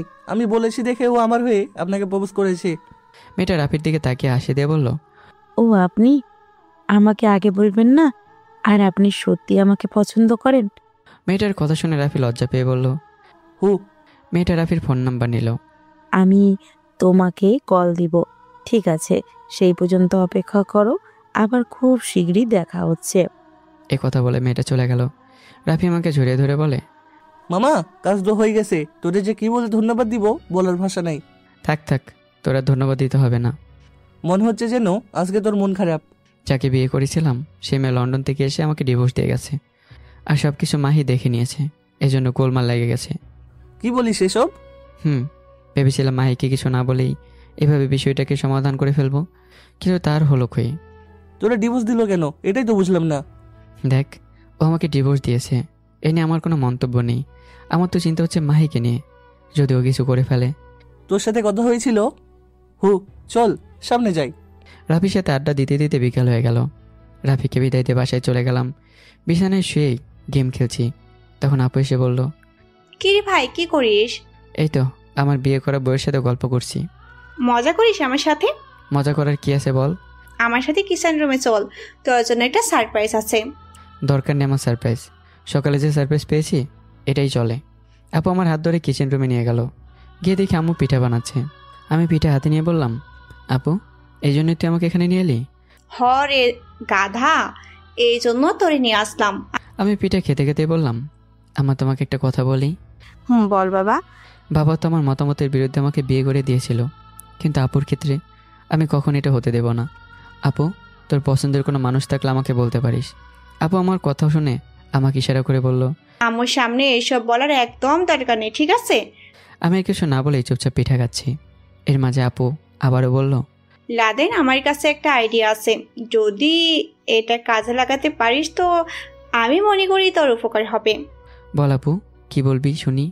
তুই রাতের বেলায় মাহির রুমে যাবি, যাতে কেউ কিছু করতে না পারে, আর পিঠা নিয়ে যাবি, তাহলে দেখবি ওর রাগ ভেঙে গেছে।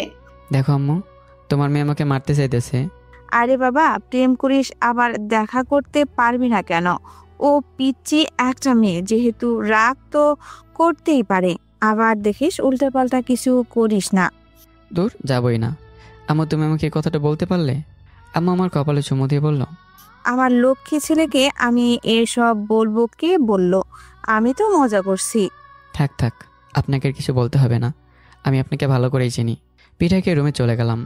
রাতের বেলায় আপু একটা ব্যাগে কিছু পিঠা দিয়ে বলল, ওগুলো নিয়ে যা, আর সাহস রাখ, ভয় পেলে হবে বল। আপু তুইও চল না, আমার তো একা একা যেতে ভয় লাগছে। থাক ভাই, তোরা যেতে হবে না, আর মায়ের সাথে কথাও বলা লাগবে না, আমি তোরে একটা সুযোগ করে দিচ্ছি। তাহলে কি যাবো আপু? যা, কিছু হবে না। আর একটা কথা লাদেন, বল। যদি থাকতে চাস তো থাকতে পারিস, তবে ও কিন্তু পিচ্ছি একটা মেয়ে, আর উল্টাপাল্টা কিছু করিস না। তুই আম্মুর মতো শুরু করলি? সময় নষ্ট করে লাভ নেই, এখন তাড়াতাড়ি যা। আমি আর কিছু বললাম না। বাসা থেকে বের হয়েই মাহির বাসার উদ্দেশ্যে যেতে লাগলাম। যদি মাহির পরিবারের কেউ আমাকে দেখতে পারে তো আমার 12টা বেজে যাবে। আমাদের বাসা থেকে মাহির বাসা বেশি একটা দূরে না, অল্প সময়ের ভেতরে বাসার সামনে চলে গেলাম। মাহির বাসায় তো আসছি, কিন্তু ভেতরে যাব কিভাবে? আমি মাহির রুমে জানালার কাছে গেলাম। গিয়ে দেখি মাহি ভিতরে টেবিলে বসে পড়ছে। জানালা খোলা আছে, এজন্য ভেতরে যেতে অসুবিধা হলো না আর। আমি ভেতরে গিয়ে একটা চেয়ার টেনে মায়ের পাশে গিয়ে বসলাম। মাহি তো আমাকে দেখে চোখ বড় বড় করে নিল, আমার দিকেও এক দৃষ্টিতে তাকিয়ে আছে। কি হলো জানেমান? কেমন সারপ্রাইজ দিলাম? তুমি এখানে কি করো? আমি মায়ের হাত ধরে বললাম, কি করি মানে? আমার সাথে রাগ করে তুমি চলে গেছো, এজন্য ভাবলাম মহারানী রাগ কমিয়ে দিয়ে আসি।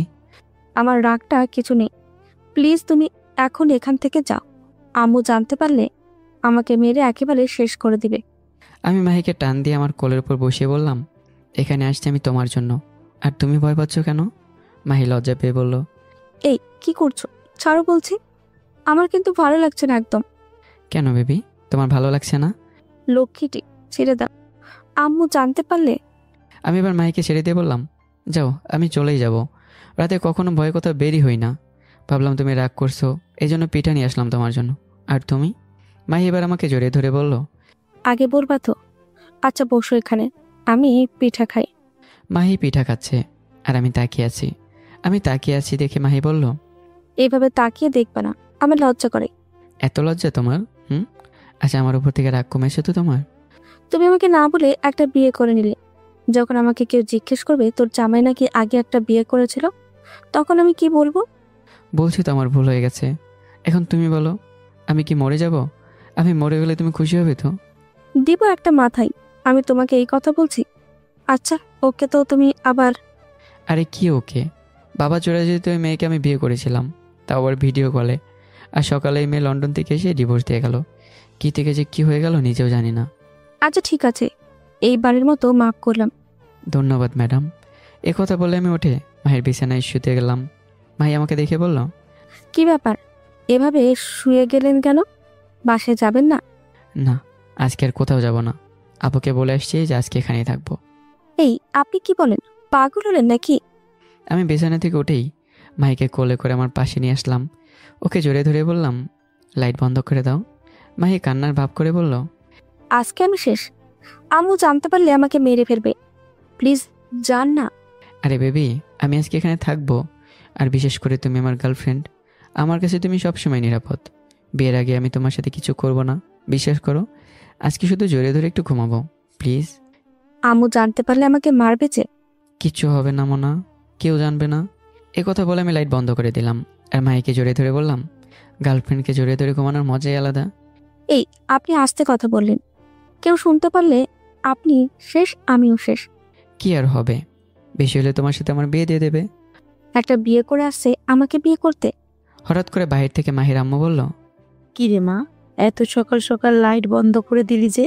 মাহি ভয় পেয়ে বলল, আম্মু আসলেই আজকে খুব ঘুম পেয়েছে, এর জন্য ঘুমিয়ে যাব। যাও তো, বিরক্ত করো না। মাহির আম্মুর আর কোনো আওয়াজ শুনেনি, হয়তো চলে গেছে। মাহি আমার বুকের উপরে শুয়ে বলল, যদি আজকে আম্মু দেখে নিত তাহলে কি হতো? কি আর হতো, তোমার আমার বাসর হতো। দূর, এসব কথা বলবেন না, ঘুমান তো, আমি আপনার মাথায় হাত বুলিয়ে দিচ্ছি। মাহি মাথায় হাত বুলিয়ে দিচ্ছে আর আমি ঘুমিয়ে গেলাম। হঠাৎ ঘুম ভাঙলো ফজরে আজানের শব্দে।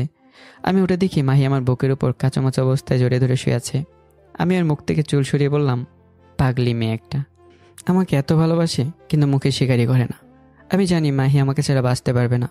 যাক, এখন চলে যেতে হবে, নাহলে ধরা খেয়ে যাব। আমি উঠে মাহির কপালে একটা চুমু দিয়ে বললাম, লাভ ইউ বেবি, ঘুমাও তুমি এখন।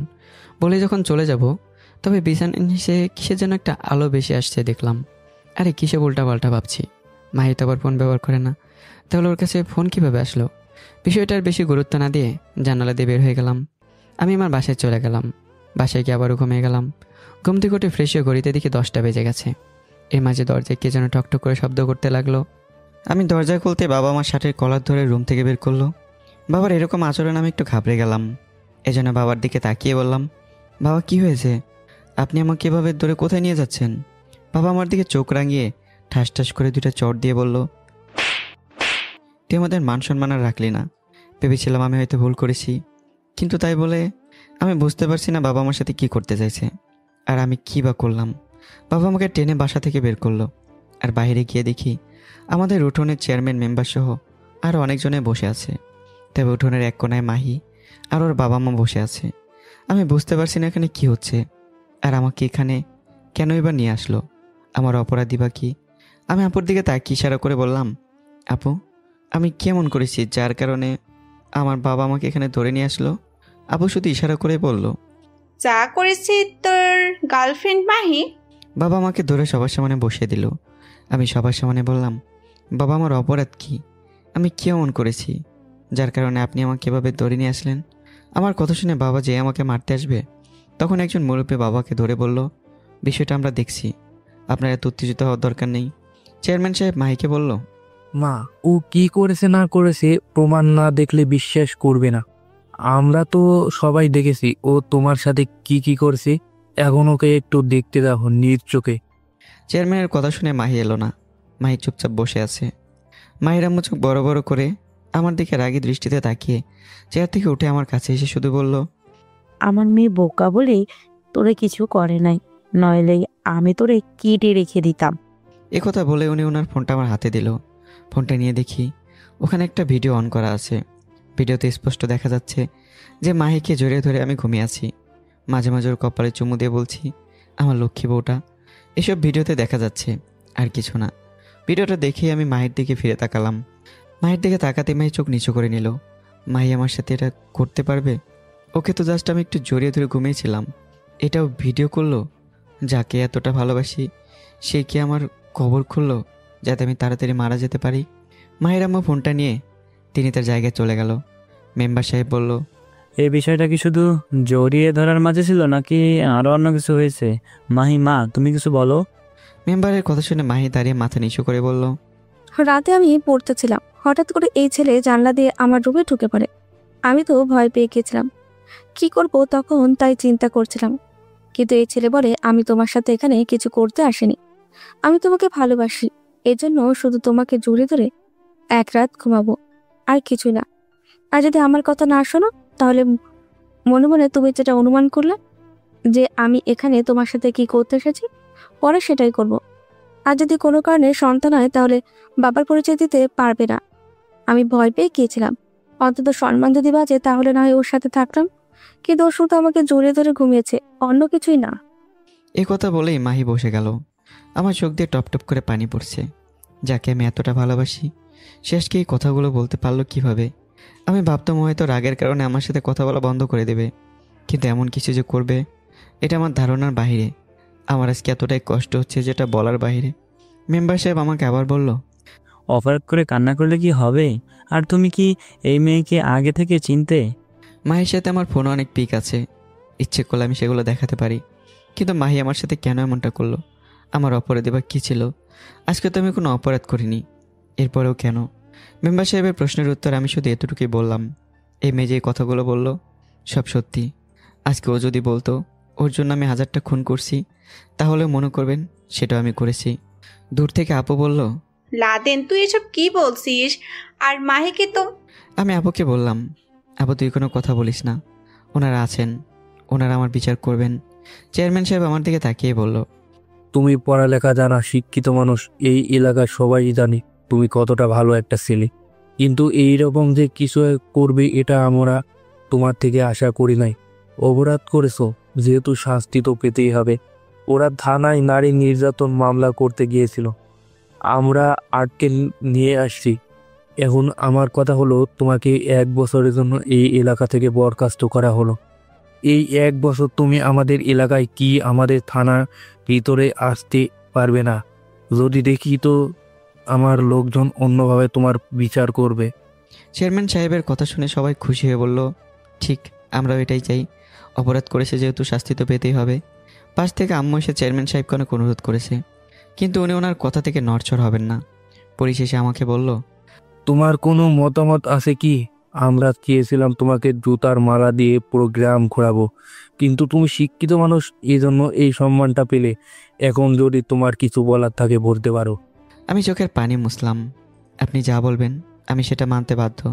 আমি কি কয়েক মিনিটে মেয়ের সাথে কথা বলবো? আমার কথা শুনে মাহির আম্মু বলল, না না, তুমি আমার মেয়ের সাথে কথা বলতে পারবে না, না জানি কি করে বর্ষ পরে। চেয়ারম্যান সাহেব বলল, আচ্ছা ঠিক আছে দাও, তবে সবার সামনে বলবে যা বলা। চেয়ারম্যান সাহেবের কথা শুনে মাহির আম্মু আর কোনো কথা বলেনি। আমি মাহির সামনে গিয়ে বললাম, কেন আমার সাথে এমন করলে? আমাকে তো বলতে পারতে যে আমাকে আর এখন তোমার ভালো লাগে না, আমি এমনিই চলে যেতাম। এভাবে তো কষ্ট দেওয়ার মানে আছে বলো? আমি যখন তোমার বাসা ছেড়ে চলে আসব তখন ফোনের আলো দেখেছিলাম, কিন্তু আমি এটা ধরে নিয়েছিলাম যে তোমার ফোন নেই। কিন্তু আজকের দিন শেষে তুমি প্রমাণ করে দিলে যে ভালোবাসা বেইমানি করে। আমি তোমার কাছে বেশি কিছু কি চেয়েছিলাম? শুধু তোমার হাতটা একটু ধরতে চেয়েছিলাম। কেন এমন করলে মাহি? ভাই আমার কথা শুনে মাথা নিচু করে আছে, কোনো কথাই সে বলছে না। আমি এবার চোখের পানি মুছে আবারও বললাম, ইচ্ছে করলে আমি প্রমাণ করতে পারি যে তুমি আমার গার্লফ্রেন্ড, কিন্তু এটা করব না। আমি সবসময় চাই তুমি সুখে থাকো, তবে মনকে এটা বোঝাতে পারছি না আমার অপরাধ কোথায়। খুব কান্না করতে ইচ্ছে করছে মাহি, কিন্তু বলার মতো কেউ নেই। নিজের কষ্ট নিজের ভেতরেই চেপে রাখি। ভেবেছিলাম তোমাকে বিয়ে করে নতুন সংসার করব, তা তো আর হলো না। একদিন বুঝবে আমি কি ছিলাম, কিন্তু সেদিন আর আমাকে পাবে না। ঠিক আছে, তুমি যদি সুখে থাকো আমি না হয় সরে গেলাম। ভালো থাকতে পারবে তো দিন শেষে? মাহি কোনো কথা বলছে না। বুঝলাম সত্যি সত্যি এখন আমাকে মন থেকে চায় না। আজকে আমি কান্না করতে আর চাইছি না, কিন্তু বারবার চোখ থেকে পানি পড়ছে। মাহিকে আর কী বা বলবো? আমি জানিও ইচ্ছে করে এমন কিছু করেছে, তবে মনকে এটাই বোঝাতে পারছি না যে যাকে এত আকাশ পরিমাণ ভালোবাসি সে কেন বেইমানি করবে। চিৎকার করে আজকে কান্না করতে ইচ্ছে করছে। মাহির সামনে আর দাঁড়ালাম না।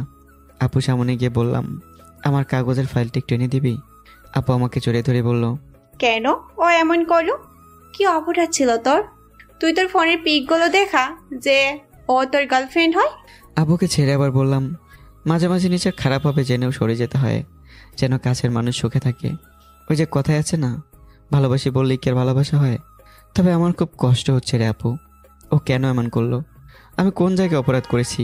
আমাকে বলতো, তাহলে ওর উপর আমার কোনো অভিযোগ ছিল না। এখন প্লিজ তোরে যেটা বলছি তাই কর।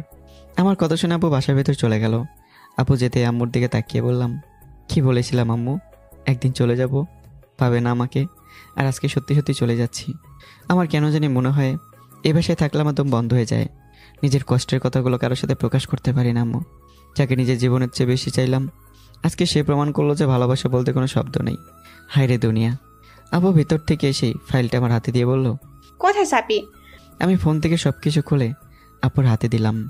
যদি বেঁচে থাকি আবার দেখা হবে, আর যদি দেখা না হয় মনে করিস মরে গেছি। বলতে বলতে কান্নাই করে দিয়েছি। কান্না করতে করতে মাটির উপর বসে পড়লাম। খুব করে ভালোবাসি ওকে আপু। ওর জন্য নিজের জীবন বিলিয়ে দিতে পর্যন্ত রাজি ছিলাম। আজকে বিনা কারণে মিথ্যা অপবাদ দিল, তাও আবার নিজের আপন কেউ। ভালোবাসা বলতে কোনো শব্দ নেই রে আপু, যা আছে সব কষ্ট। আমি একটা বোকা ছেলে, নাহলে পৃথিবীতে এত মেয়ে থাকতে কেন আমি ওকেই পছন্দ করি? নিচে বসে কিছুক্ষণ কান্না করলাম। এছাড়া আমার বার আর কী করার আছে?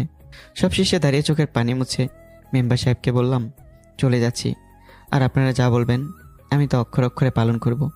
মায়ের দিকে শুধু তাকিয়ে বললাম, ভালোবাসি তো কখনো বলা সম্ভব নয়, তবে আজীবন ভালোবেসে যাব।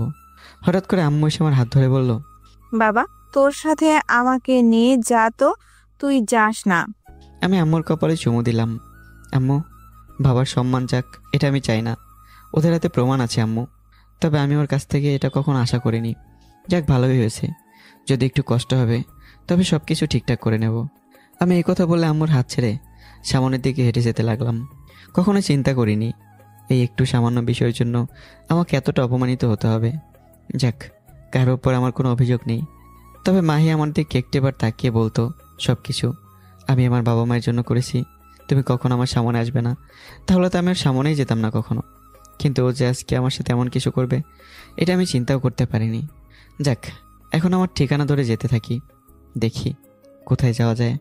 এখান থেকে সরাসরি স্টেশনে চলে গেলাম। ট্রেন জার্নি করলাম 5 ঘন্টা। জানি না এখন কোন জায়গায় এসেছি, তবে যেখানেই তাকাই শুধু চারদিকে বিল্ডিং আর বিল্ডিং। কখনো ভাবিনি মাহিকে এভাবে ছেড়ে আসতে হবে। যদিও মাহি যা বলল সব কিছু সত্য কথা। হয়তো মাহির বাবা বলেছে আজকে যদি ভয় দেখিও আমার মেয়েকে জড়িয়ে ধরে ঘুমাতে পারে, তাহলে অন্য একদিন সে এসে অন্য কিছু করবে, এর গ্যারান্টি কি? এই জন্য আমার বিচার করেছে যাতে পরে আমি কারোর সাথে এরকম বেয়াদবি না করি। থাক, কয়েকদিন হয়তো কষ্ট পাবো, পরে আশা করি ধীরে ধীরে সব কিছু ঠিক হয়ে যাবে। আজকে থেকে কারোর সাথে কোনো ধরনের আর যোগাযোগ করব না, সব কিছু বন্ধ করে দেব। এখন তো নিজে স্বাধীন মতো চলতে পারবো। সামনে হাঁটতে লাগলাম। হঠাৎ নজরে এলো বোর্ডে লেখা আছে এখানে একটা পকেট রুম ফাঁকা আছে, যদি কারো লাগে তাহলে যোগাযোগ করতে পারেন। আমি এবার বাসার দিকে যেতে লাগলাম। দরজার কাছে গিয়ে কলিং বেল দিয়ে দাঁড়িয়ে আছি। কিছুক্ষণ পর একটা মহিলা বের হয়ে আসলো। মহিলাটা আমাকে দেখে বলল, কি চাই বাবা তোমার এখানে? জি আন্টি, আমি এখানে রুমের জন্য আসলাম। আমার কথা শুনে মহিলাটা কিছুক্ষণ আমার দিকে তাকিয়ে দেখলো, তারপর বলল, তুমি এই শহরে কি করো? কিছু করি না আন্টি, পড়াশোনা করতে এসেছি। মিথ্যা কথা বললাম যাতে আমাকে সন্দেহ না করে, আর সন্দেহ করলে তো তিনি রুম দিবেনই না। তোমার নাম কি? জি, লাদেন। এভাবে মহিলার সাথে কথা বললাম। সব কিছু শেষে তিনি বলল, ঠিক আছে, ভেতরে চলো, আমি তোমার রুম দেখিয়ে দিচ্ছি। তবে এখানে থাকতে হলে কারোর সাথে কোনো ধরনের বেয়াদবি করা যাবে না। জি, এমন কিছু কখনোই করব না। আন্টি আমাকে রুম দেখিয়ে বলল, আজ থেকে এটাই তোমার রুম। আর যদি রান্না বান্না না করতে পারো তো পাশের একটা মেস আছে, যোগাযোগ করে নিবে। ধন্যবাদ আন্টি। আমাকে রুম দেখিয়ে উনি ওনার মতো চলে গেলেন। আমি আমার মতো করে রুমটা গোছাতে লাগলাম। পকেটে আছে মাত্র 2টা 500 টাকার নোট। এছাড়া আমার কাছে কোনো টাকা নেই। এখন একটা চাকরি করা দরকার, কিন্তু এখানে এত কিছু চিনি না। কীভাবে যে কী করবো এটাই তো বুঝতে পারছি না। সব কিছু চিন্তাভাবনা বাদ দিয়ে ফোনের গ্যালারি থেকে মাহির পিকটা নিয়ে দেখতে লাগলাম, যার জন্য এত কিছু করলাম। আজকে সে আমাকে এভাবে মাঝ রাস্তায় ছেড়ে দিয়ে দিল। আর ছেড়ে দেবে না তো কি করবে? আমি তো মাহির যোগ্য না। একটা বিয়ে করেছি আমি, আবার ডিভোর্সও হয়ে গেছে। ও কিভাবে আমাকে আবার গ্রহণ করবে? থাক, এসব চিন্তা করে এখন আর লাভ নেই। তবে মনকে বোঝাতে পারছি না যে এই অল্প একটু কারণে এত কিছু করে ফেলবেও। তবে আমার অনুমান যেটা, মাহি মাঝরাতে উঠে ওর আম্মুর সাথে যুক্তি করে সব কিছু করেছে। আমি তো রাত জেগে ওর সাথে উল্টাপাল্টা কিছু করিনি যে ওর আম্মু সব কিছু জেনে যাবে। তবে আমি নিশ্চিত যে এটা মাহির কাজ। যাক, এসব চিন্তা করে এখন মন খারাপ করে লাভ নেই। রুমে কিছুটা সময় কাটিয়ে রুম থেকে বের হলাম। আর রুম থেকে বেরিয়ে দেখি দরজার কাছে আন্টি দাঁড়িয়ে আছে। আমি আন্টির কাছে গেলাম। আন্টি, একটা কথা ছিল। বল বাবা। আমার কি সাথে যাওয়ার অনুমতি আছে? তবে আমি কাউকে কোনো রকম বিরক্ত করবো না, এটা বলতে পারি। ঠিক আছে, যাও। তবে ছাদে আমার বড় মেয়ে আছে, ওর দিকে আবার তাকিও না, তাহলে কিন্তু ও অনেক রাগ করবে। তুমি গিয়ে তোমার মতো বসে আড্ডা দিবে, তবে কাউকে কোনো রকম বিরক্ত করবে না। ধন্যবাদ আন্টি অনুমতি দেওয়ার জন্য। তবে আমি কাউকে কোনো রকম বিরক্ত করব না, এটা আপনি চিন্তা করতে হবে না। এই কথা বলে আমি ছাদের দিকে যেতে লাগলাম। ছাদের দরজার কাছে গিয়ে মাথা নিচু করে সামনের দিকে যেতে লাগলাম। তবে এখানে হয়তো কিছু মানুষ বসে আড্ডা দিচ্ছে মনে হচ্ছে। হঠাৎ কিছু কথা আমার কানে এলো। কথাগুলো ছিল এরকম, আমার বয়ফ্রেন্ড আজকাল আমার সাথে বেশি ভাব নেয়, ওর আচার ব্যবহার ভালো না। তবে আমি আর কোনো কথা কানে নিলাম না। ছাদের এক কোনায় গিয়ে নিচু হয়ে বসে রইলাম। এখানে কে বা কারা আছে এটা দেখে আমি এবার কি করব। তবে হঠাৎ করে আরেকটা কথা কানে এলো যে আমি আমার বয়ফ্রেন্ডের সাথে 5 বছরের রিলেশনে আছি। ওর বাড়ি আর আমার বাড়ির পাশাপাশি। তবে আজ পর্যন্ত কোনো দিন আমার হাতটা পর্যন্ত ভয় ধরেনি। এই জন্যই তোকে আমি এতটা ভালোবাসি। এটা আমার কাছে পবিত্র ভালোবাসা। মেয়েটার কথা শুনে মুখে হাসি ফুটে উঠল। তবে হাসির ভিতরে যে কষ্ট লুকিয়ে আছে এটা শুধু আমি জানি। না, সে তো চোখ দিয়ে পানি পড়ছে। আমি কান্না করতে চাই না, কিন্তু এরপরে বারবার চোখ দিয়ে পানি পড়ে। আমার সাথে মাহি সম্পর্ক শেষ করে সেটা মানলাম। তবে আমার অপরাধ কি এটা যদিও বলতো তাহলে মনটা একটু হালকা হতো। যদি এটাও বলতো যে ওকে জড়িয়ে ধরার কারণে রাগ হয়েছে তেমন করেছে, এটা বললে মনকে বোঝাতে পারতাম। কিন্তু এখন নিজের ইচ্ছের বিরুদ্ধে গিয়ে কান্না করি। আমি চোখের পানি মুছে আনমনে বসে আছি। তবে পিছন থেকে আর কোনো শব্দ আসেনি, হয়তো ওরা চলে গেছে। আমি কিছুক্ষণ বসে থেকে ছাদ থেকে নামতে দরজার কাছে গেলাম, কিন্তু ছাদ থেকে কেউ কোথাও যায়নি। হয়তো এতক্ষণ ওরা চুপ ছিল। যাক, আমার এত বিষয়ের মাথা ঘামিয়ে কোনো লাভ নেই। আমি নিচে নেমে সরাসরি আমার রুমে চলে গেলাম। রুমে গিয়ে দিলাম এক ঘুম। রাতে আন্টি এসে রুমে খাবার দিয়ে গেল। খেতে খেতে আবার পরিবারের কথা মনে পড়ে গেল। এতদিন মনে হয়েছিল মায়ের পেটের ভিতরে ছিলাম। বাবা যদিও টাকার জন্য দৌড়ে, তবে সেটা তো আমার জন্যই। যদিও বাবাকে খারাপ বলি, কিন্তু তিনি তো সবসময় আমাকে বটগাছের মতো ছায়া দিতেন। যাক, বাদ দিয়ে এখন সেসব কথা। আমি খেয়ে ঘুমিয়ে গেলাম। সকালে ঘুম থেকে উঠে ফ্রেশ হয়ে একটু হাঁটতে বেরোলাম। এখানে নাকি কোথাও একটা ম্যাচ আছে, ওটা খোঁজা লাগবে। বাসা থেকে বের হয়ে গেটের কাছে যেতেই আন্টি সামনে এসে বলল, কোথায় যাচ্ছ বাবা? আমি আন্টিকে সালাম দিলাম। আসসালামু আলাইকুম আন্টি। এই তো একটু সামনে যাব। আর আপনি না বললেন এখানে একটা ম্যাচ আছে, ওটার খবর নিতে যাচ্ছি। ঠিক আছে, যাও। তবে সাবধানে বাবা, তুমি এখানে নতুন, কারোর সাথে আবার কোনো ধরনের ঝগড়া করবে না। ধন্যবাদ আন্টি বলার জন্য। এই কথা বলে আমি রাস্তায় হাঁটতে বের হয়ে গেলাম। কিছুটা সামনে গিয়ে একটু রাস্তার পাশে বসলাম। কতক্ষণ বসেছিলাম এখানে জানি না। তবে হঠাৎ করে একটা মেয়ে মুখে সিগারেট নিয়ে আমার দিকে এগিয়ে আসছে। আমি আগে জানতাম পুরুষ মানুষ শুধু সিগারেট খায়, আর এখন থেকে মেয়েরাও সিগারেট খায়। কি যে দুনিয়া এলো। থাক, আমার এসব দেখে কি লাভ, আমি আমার মতোই চুপ থাকি। মেয়েটা ধীরে ধীরে আমার দিকে এগিয়ে আসলো আর এসে আমার সামনে দাঁড়ালো। বুঝলাম না আমার কাছে কি চাই, নাকি এই মেয়ে কোনো ছিনতাইকারী। যে আমি উঠে চলে যাব, তখন মেয়েটা বলল, উঠে যাওয়ার দরকার নেই, বস এখানে, তোর সাথে আমার কিছু কথা আছে। আমি মনে মনে বললাম, আজকে কি আমি ফেসে গেলাম? কাউকে কি ডাক দেবো আমি? আর এই শহরে যদি কারো সামনে কাউকে খুনও করা হয়, তারপরও নাকি কেউ এগিয়ে আসে না। আর আমি ডাক দিলে বা কি এখানে আসবে? উল্টো আমাকেই সন্দেহ করে মারা শুরু করবে। মেয়েটা আমাকে আবার বলল, দেখ, ভয় পাওয়ার কোনো দরকার নেই, এমনি তোর সাথে কথা বলতে আসছি, আর তোর তো আমি চিনি। এবার আমি বললাম, কিভাবে আমাকে চেনেন? আমি তো এখানে। কি তুই এখানে নতুন তাই তো বলবি? আমি জানি। আমি মেয়েটার কথা শুনে বোকা বনে গেলাম। আপনি কিভাবে জানেন যে? আমি আরো অনেক কিছু জানি তোর সম্পর্কে। এবার আমি সত্যি সত্যি ভয় পেয়ে গেলাম। আর আমি যে ভয় পেয়েছি মেয়েটা কিছুটা হলে বুঝতে পারলো। মেয়েটা আমার অবস্থা দেখিয়ে বলল, আমি কি বাঘ না ভাল্লুক যে আমাকে দেখে এত ভয় পাস? চল আমার সাথে, মেস খুঁজে তো এখানে আসলি, চল আমার সাথে, আমি চিনি। কিন্তু আমি অচেনা মানুষ তাই তো, যদি আমাকে দিয়ে তোর উপকার হয় তাহলে তোর ভালো না বল? এবার একটু মেয়েটার কথা শুনে সাহস পেলাম, এজন্য মেয়েটার সাথে হেঁটে হেঁটে সামনে যেতে লাগলাম। হঠাৎ মেয়েটা আমাকে জিজ্ঞাসা করলো, আমাকে চিনিস তুই? আমার নাম? জি না, কিছু জানি না তো আপনার সম্পর্কে। চিন্তা করিস না, ধীরে ধীরে সবকিছু জেনে যাবি। আর আমার নাম রাধিকা। আপনি কি হিন্দু? কেন, হিন্দুরাই কি এই নাম রাখে? হ্যাঁ, ওরাই বেশি নাম রাখে। আমার অন্য একটা নিকনেম আছে, ওটা তোরে পরে বলবো, তবে এটা আমার ফেভারিট নাম। আমি আর কিছু বললাম না, চুপ হয়ে গেলাম। কিছুটা সামনে যেতেই দেখি 5-6টা মেয়ে রাস্তার মোড়ে দাঁড়িয়ে আছে। এটা দেখে আমি তো ঢুক গেলাম। মনে মনে বলছি, শুধু জীবনটা বাঁচিয়ে নিতে পারলেই হয়। রাধিকা আমাকে বলল, তুই জানিস তো এখানে কি হবে আর তোরে কেন নিয়ে আসছি? রাধিকার কথা শুনে আমি দাঁড়িয়ে গেলাম। মেয়েগুলো সাথে সাথে আমার কাছে এসে দেখে বলল, এই মুরগি নতুন মনে হচ্ছে, গ্রাম থেকে আসছে নাকি? আমি চুপ হয়ে দাঁড়িয়ে আছি। তখন রাধিকা বলল, গ্রাম থেকে আসছে, আর এই জন্যই তো ওরে ধরে নিয়ে আসলাম। কি করব, এখন তো নিজেকে বাঁচাতে হবে। এই জন্য বললাম, আপনাদের কাছে আমি মাপ চাই। যদি আবার ভুল হয়ে থাকে তো আমাকে মাফ করে দিন, এরপর আমাকে যেতে দিন প্লিজ। রাধিকা সিগারেট আমার হাতে দিয়ে বলল, এটা যদি খেতে পারিস তো চলে যাবি। আমি শুধু মনে মনে বললাম, খেতে তো পারি, কিন্তু এখন তো দেখাবো না যে খেতে পারি। আমি একটু কান্নার ভাব ধরে বললাম, প্লিজ আমাকে ছেড়ে দেন আপু, বিশ্বাস করেন আমি এসব কখনো খাইনি। মেয়েগুলো বলল, ঠিক আছে, তোর খেতে হবে না, মানিব্যাগ সহ মোবাইল দিয়ে দে। আমি জানতাম এমন কিছুই হবে, কিন্তু অচেনা একটা জায়গায় এসে কখনো যেমন পরিস্থিতির শিকার হতে হবে এটা আমি আশা করিনি। রাধিকা এবার একটু জোরেই বলল, তোরে কি বললাম শুনিস নাই?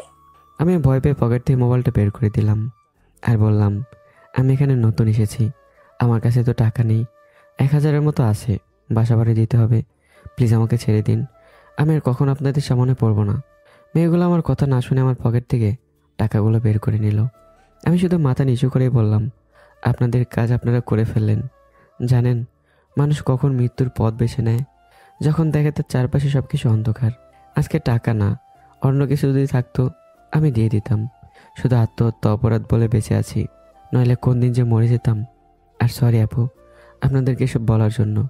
এ কথা বলার আমি দাঁড়ালাম না, বাসার দিকে যেতে লাগলাম। পেছন থেকে রাধিকা বলল, মেস খুঁজবি না, এটা তো এইদিকে।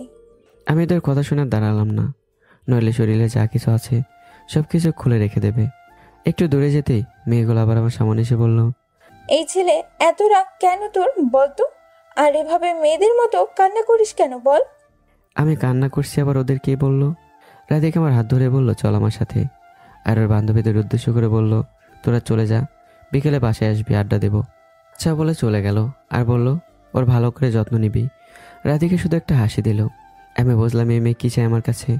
রাধিকা আমার দিকে তাকিয়ে বলল, আমাকে এখনো চিনলি না তুই? কি যে বলবো তোরে, চল তোরে তোর জায়গায় নিয়ে যাই। রাধিকা আমার হাত ধরে বলল, চল আমার সাথে। ও এক প্রকার হাত ধরে টেনে নিয়ে গেল আমাকে। ম্যাচ ঠিক করে দিল, ঠিক আছে, তবে সব টাকা ও দিল? আমি তো কিছুই বুঝতে পারছি না। শেষে একটা নিরিবিলি জায়গায় আমাকে নিয়ে বলল, এখানে বস। আমি বসতেই রাধিকা আমার পাশে বসে বলল, এত কষ্ট চেপে রেখে শহরে আসলে কেন বল? সত্যি বলতে আমি পুরুষ মানুষকে কখনো কান্না করতে দেখিনি, তবে তোরে দেখে আমার কতটা যে খারাপ লাগছে এটা আমি জানি। কেন এভাবে কান্না করলি, কি হয়েছে? আপনি আমাকে চিনেন কিভাবে? বোকা ছেলে, ছাদে ঠিকই গেলি, কিন্তু কে যে কি করছে আর কারা বা ছাদে আছে সেটা দেখার দরকার নেই। হ্যাঁ, রাধিকার কথা শুনতে মনে হলো, হ্যাঁ, ছাদে তো কয়েকটা মেয়ে বসেছিল, ওরা কোনো একটা বিষয় নিয়ে আলোচনা করছিল। কিন্তু আমি ওদের দিকে ফিরেও তাকাই দেখিনি। তার মানে এটা কি ওই বাড়িওয়ালার বড় মেয়ে? আমি এবার বললাম, আপনি কি বাড়িওয়ালার বড় মেয়ে? আমার কথা শুনে রাধিকা এসে বলল, যাক, পরে হলেও তো আমাকে চিনতে পারলি। সরি আপু, আমি আপনাকে চিনতে পারিনি, বেয়াদবি মাফ করবেন। থাক, এসব বলতে হবে না। অনেকদিন পর আমাদের বাসায় একটা ছেলেকে দেখলাম, কিন্তু তখন তুই এভাবে কান্না করছিলি কেন? বাদ দেন, এসব শোনার মতো সময় আপনার নেই। আরে বল না প্লিজ, শুনি। আপনার সাথে পরিচিত হয়েছি আমি, আগে দেখেন আমি ভালো নাকি খারাপ। যদি খারাপ হই তখন। আপনি বলার দরকার নেই, তুই আমার সমবয়সী, তুই করেই বলতে পারিস। ঠিক আছে, ধীরে ধীরে হয়ে যাবে, চেষ্টা করব। তাহলে এখন বল, কি হয়েছে? শুধু এতটুকু জেনে রাখেন, আমার পরিবার থেকে আমাকে বের করে দেওয়া হয়েছে, আর আমার গার্লফ্রেন্ড এটা করেছে কোন একটা মিথ্যা কথা বলে। আর বলতে পারলাম না, মনটা খারাপ হয়ে গেল। রাধিকা আমার মন খারাপ দেখে বলল, ভালোবাসার মতো ভালোবাসলে ভোলা যায় না, আর কষ্ট দিলে তো শেষ। ঠিক আছে, তোরে আমি জোর করব না।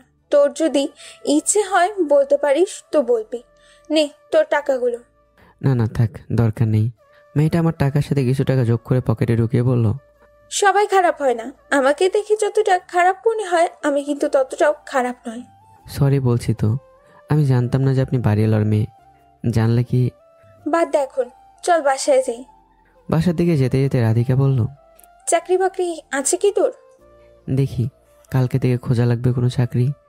যদি আমি চেষ্টা করি তো আমাকে কি দিবি? আমি খুশি হয়ে বললাম, যা চাইবেন তাই দেব, প্লিজ এই উপকারটা আমার করেন। সত্যি তো? হুম। আচ্ছা ঠিক আছে, দেখবো। আপনি কি চাকরি করেন? কেন, আমাকে দেখে কি মনে হয় আমি সারাদিন বাসায় বসে থাকি? দেখে মনে হয় না, তবে আপনার বাবার তো আর টাকা পয়সার অভাব নেই যে আপনার চাকরি করা লাগবে। বাবার টাকায় চলতে এখন আর ভালো লাগে না, এজন্য নিজেই চাকরি করি। একটা পোস্ট খালি আছে, দেখি আমি কথা বলি, কি বলে। যদি এই উপকারটা করতে পারেন কি যে ভালো হবে, আমার বলার বাইরে। বলছি তো, আমি চেষ্টা করব। রাধিকার সাথে কথা বলতে বলতে বাসায় চলে আসলাম। বাসার ভেতরে যেতে রাধিকা বলল, চল আমার সাথে, সকাল থেকে তো মনে হয় কিছু খাস নেই। না প্লিজ এমন করবেন না, আমি পারবো না। দিব একটা, চল। রাধিকা আমাকে ধরে জোর করে ভেতরে নিয়ে গেল। রাধিকার মা আমাকে দেখে বলল, কি রে মা, ওকে আবার তুই কোথায় ফেলি? আমাকে টেবিলে বসে রাধিকা বলল, এই ছেলের কাছ থেকে তো টাকা পয়সা যা আছে সবকিছু নিতে চেয়েছিলাম, ভাগ্য ভালো যে আমি ছিলাম। মনে মনে বললাম, নিজে সবকিছু করে অন্যের উপর দোষ দিচ্ছে। আন্টি আমার দিকে তাকিয়ে বলল, আমি তোমাকে আগেই বলেছিলাম, আজকে যদি আমার মেয়ে না থাকতো। এবার আমি বললাম, বাদ দেন আন্টি, কিন্তু আপনার মেয়ে এত ভালো কিভাবে, এত টাকা পয়সার মালিক, এরপরে মনের ভিতরে কোনো অহংকার নেই, কিভাবে আমার সাথে হাত মিলিয়ে নিল, কি বলবো। আমার কথা শুনে রাধিকা একটা হাসি দিল আর বলল, আগে খেয়ে নে, পরে কথা বলিস। আর আম্মু, একজন মানুষ তো আমাদের সাথে খেলে কিছু হবে না, ছেলেটাকে ওর বাবা মা বাসা থেকে বের করে দিয়েছে, কি জানি মিথ্যা একটা অপরাধে। কি বলো আম্মু তুমি? আন্টি আমার মাথায় হাত দিয়ে বলল, তোমার কি হয়েছে না হয়েছে আমাকে বলবা না। আচ্ছা ঠিক আছে, সমস্যা নেই, আজ থেকে আমাদের বাসায় খাবে তুমি। এভাবে রাধিকা ওর আম্মুর সাথে অনেকক্ষণ আড্ডা দিলাম। খাবার খেয়ে রুমে চলে গেলাম। রুমে এসে রুমটা একটু গুছিয়ে ঘুমিয়ে গেলাম। বিকেলে রাধিকাকে আর পেলাম না, হয়তো অফিসে চলে গেছে। এভাবে একা একা কাটিয়ে দিলাম। রাতে ছাদে বসে আছি আর আনমনে উল্টাপাল্টা গান বলছি। হঠাৎ পিছন থেকে কে বলল, কিরে তুই এত বড় শিল্পী কোন দিন থেকে হলি? আরে রাধিকা, আপনি কখন এলেন? এই তো এসেছি কিছুক্ষণ আগে, আর এসে দেখলাম তুই গান বলছিস। ভালোই তো তোর কণ্ঠ। হ্যাঁ বলেছি আপনাকে, কুত্তার মতো কণ্ঠ আমার, কুত্তায় দৌড় দেবে গান শুনে। থাক হয়েছে, তবে মোটামুটি চলে তোর কণ্ঠ, আমার কাছে তো ভালোই লাগে। প্রশংসা করার জন্য আপনাকে অনেক অনেক ধন্যবাদ। রাধিকা সিগারেট বের করে বলল, নে খাবি? না খাবো না। আর আপনি একটা মেয়ে হয়ে সিগারেট খান কেন? আমার ভালো লাগে এই জন্য খাই। ভালো লাগলে হবে না, মেয়েরা সব খায় না। আমি খাই, তোর শিখাতে হবে না। আমি রাধিকার হাত থেকে সিগারেট নিয়ে জ্বালিয়ে বললাম, আর কখনো এসব খাবে না, পরবর্তীতে খারাপ কিছু হবে। আমি তো আগে তোরে কতটা ভালো মনে করতাম, কিন্তু এখন তো তুই। আকাশের দিকে তাকালাম আর বললাম, মাঝে মাঝে এমন কিছু কষ্ট এসে বুকে চেপে ধরে যেগুলো প্রকাশ করার মতো নয়, কিন্তু কষ্ট কমানোর জন্য এসব খেতে হয়। রাধিকা আমার হাত থেকে সিগারেট নিয়ে বলল, ভালোবাসা সবার জীবনের জন্য আসে না। ভালোবাসা আমার কাছে একটা পবিত্র জিনিস, তবে সেটাকে পবিত্র করে রাখতে হবে। কিন্তু কিছু কিছু ভালোবাসা নিজেদের পরিবারের জন্য ভেঙে যায়। আপনি কারোর সাথে প্রেম করেছিলেন? প্রেম করার ইচ্ছে আমার নেই, তবে ভাবছি এখন একটা প্রেম করতে হবে। এখন তো আপনার সময় চলে গেছে। প্রেমের একটা নির্দিষ্ট সময় থাকে, সেই সময়ের ভেতরে সব কিছু করতে হয়, তাহলে হয়তো মজা পাবেন। বাবা, হঠাৎ করে তুই এত বড় কবি হয়ে গেলি মনে হচ্ছে। মন থেকে কিছু বলার জন্য কবি হওয়ার দরকার হয় না, শুধু একটু ফিলিংস হলেই হয়, যেটা সবার থাকে না। বুঝলাম, তোর সাথে কথা বলে আমি পারবো না। এজন্যই তো বলি আমার সাথে এত কথা বলতে আসবেন না। তবে আরেকটা কথা বলি, আপনি মানুষটা খুব ভালো। আমার মতো ছেলের সাথে এভাবে মিশে কথা বলবেন কখনো ভাবিনি।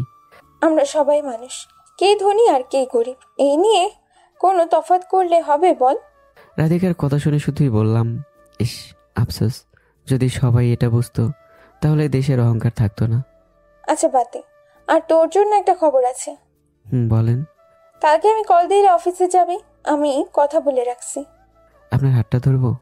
আমার এই কথা শুনে রাধিকা একটু ঘাবড়ে গেল, শুধু বলল আমি ওর হাত ধরে বললাম, অনেক অনেক ধন্যবাদ আপনাকে। অচেনা একটা ছেলের জন্য এত কিছু করবেন আমি ভাবতে পারিনি। অচেনা বলিস কেন? আর তুই তো তুই ছাড়া অন্য কিছু বলা যায় না, সব সময় শুধু তুই। আমি তুই বলবো, তোর সমস্যা? না গো, কোনো সমস্যা নেই, যা ইচ্ছা বলেন। আচ্ছা, এখন হাতটা ছাড়েন। ও হ্যাঁ, মনে ছিল না, সরি। রাধিকার সাথে আরো কিছুক্ষণ কথা বলে রুমে চলে গেলাম। এখন বাজে রাত 2টা। রুমে শুয়ে আছি, কিন্তু চোখে কোনো ঘুম নেই। এজন্য ছাদে চলে গেলাম, ঘুমোতে তো হবে। ছাদে গিয়ে দেখি এক কোনায় একটা চেয়ার রাখা আছে। যাক, ঘুমানোর মতো একটা ব্যবস্থা করতে হবে। চেয়ারে শুয়ে ঘুমিয়ে গেলাম। হঠাৎ মনে হলো কি আমার মুখে পানি দিচ্ছে। ঘুম ঘুম চোখে তাকিয়ে দেখি রাধিকা মগ নিয়ে দাঁড়িয়ে আছে। আর আমার ঘুম ভাঙতে রাধিকা হাসি দিয়ে বলল, কিরে, কেমন দিলাম? এটা একটা কাজ করলি, আমার মুখে পানি দিলে কেন? পানি দিয়েছি, বেশ করেছি। কয়টা বাজে দেখছো? সময় দেখে আমি কি করব, আমার কি কাজ আছে? রাধিকা মগের সব পানি আমার উপর ঢেলে দিয়ে বলল, যা গোসল করে আয়। মন চাই তোরে। কি মারবি? দেখ, মেজাজ গরম করবি না।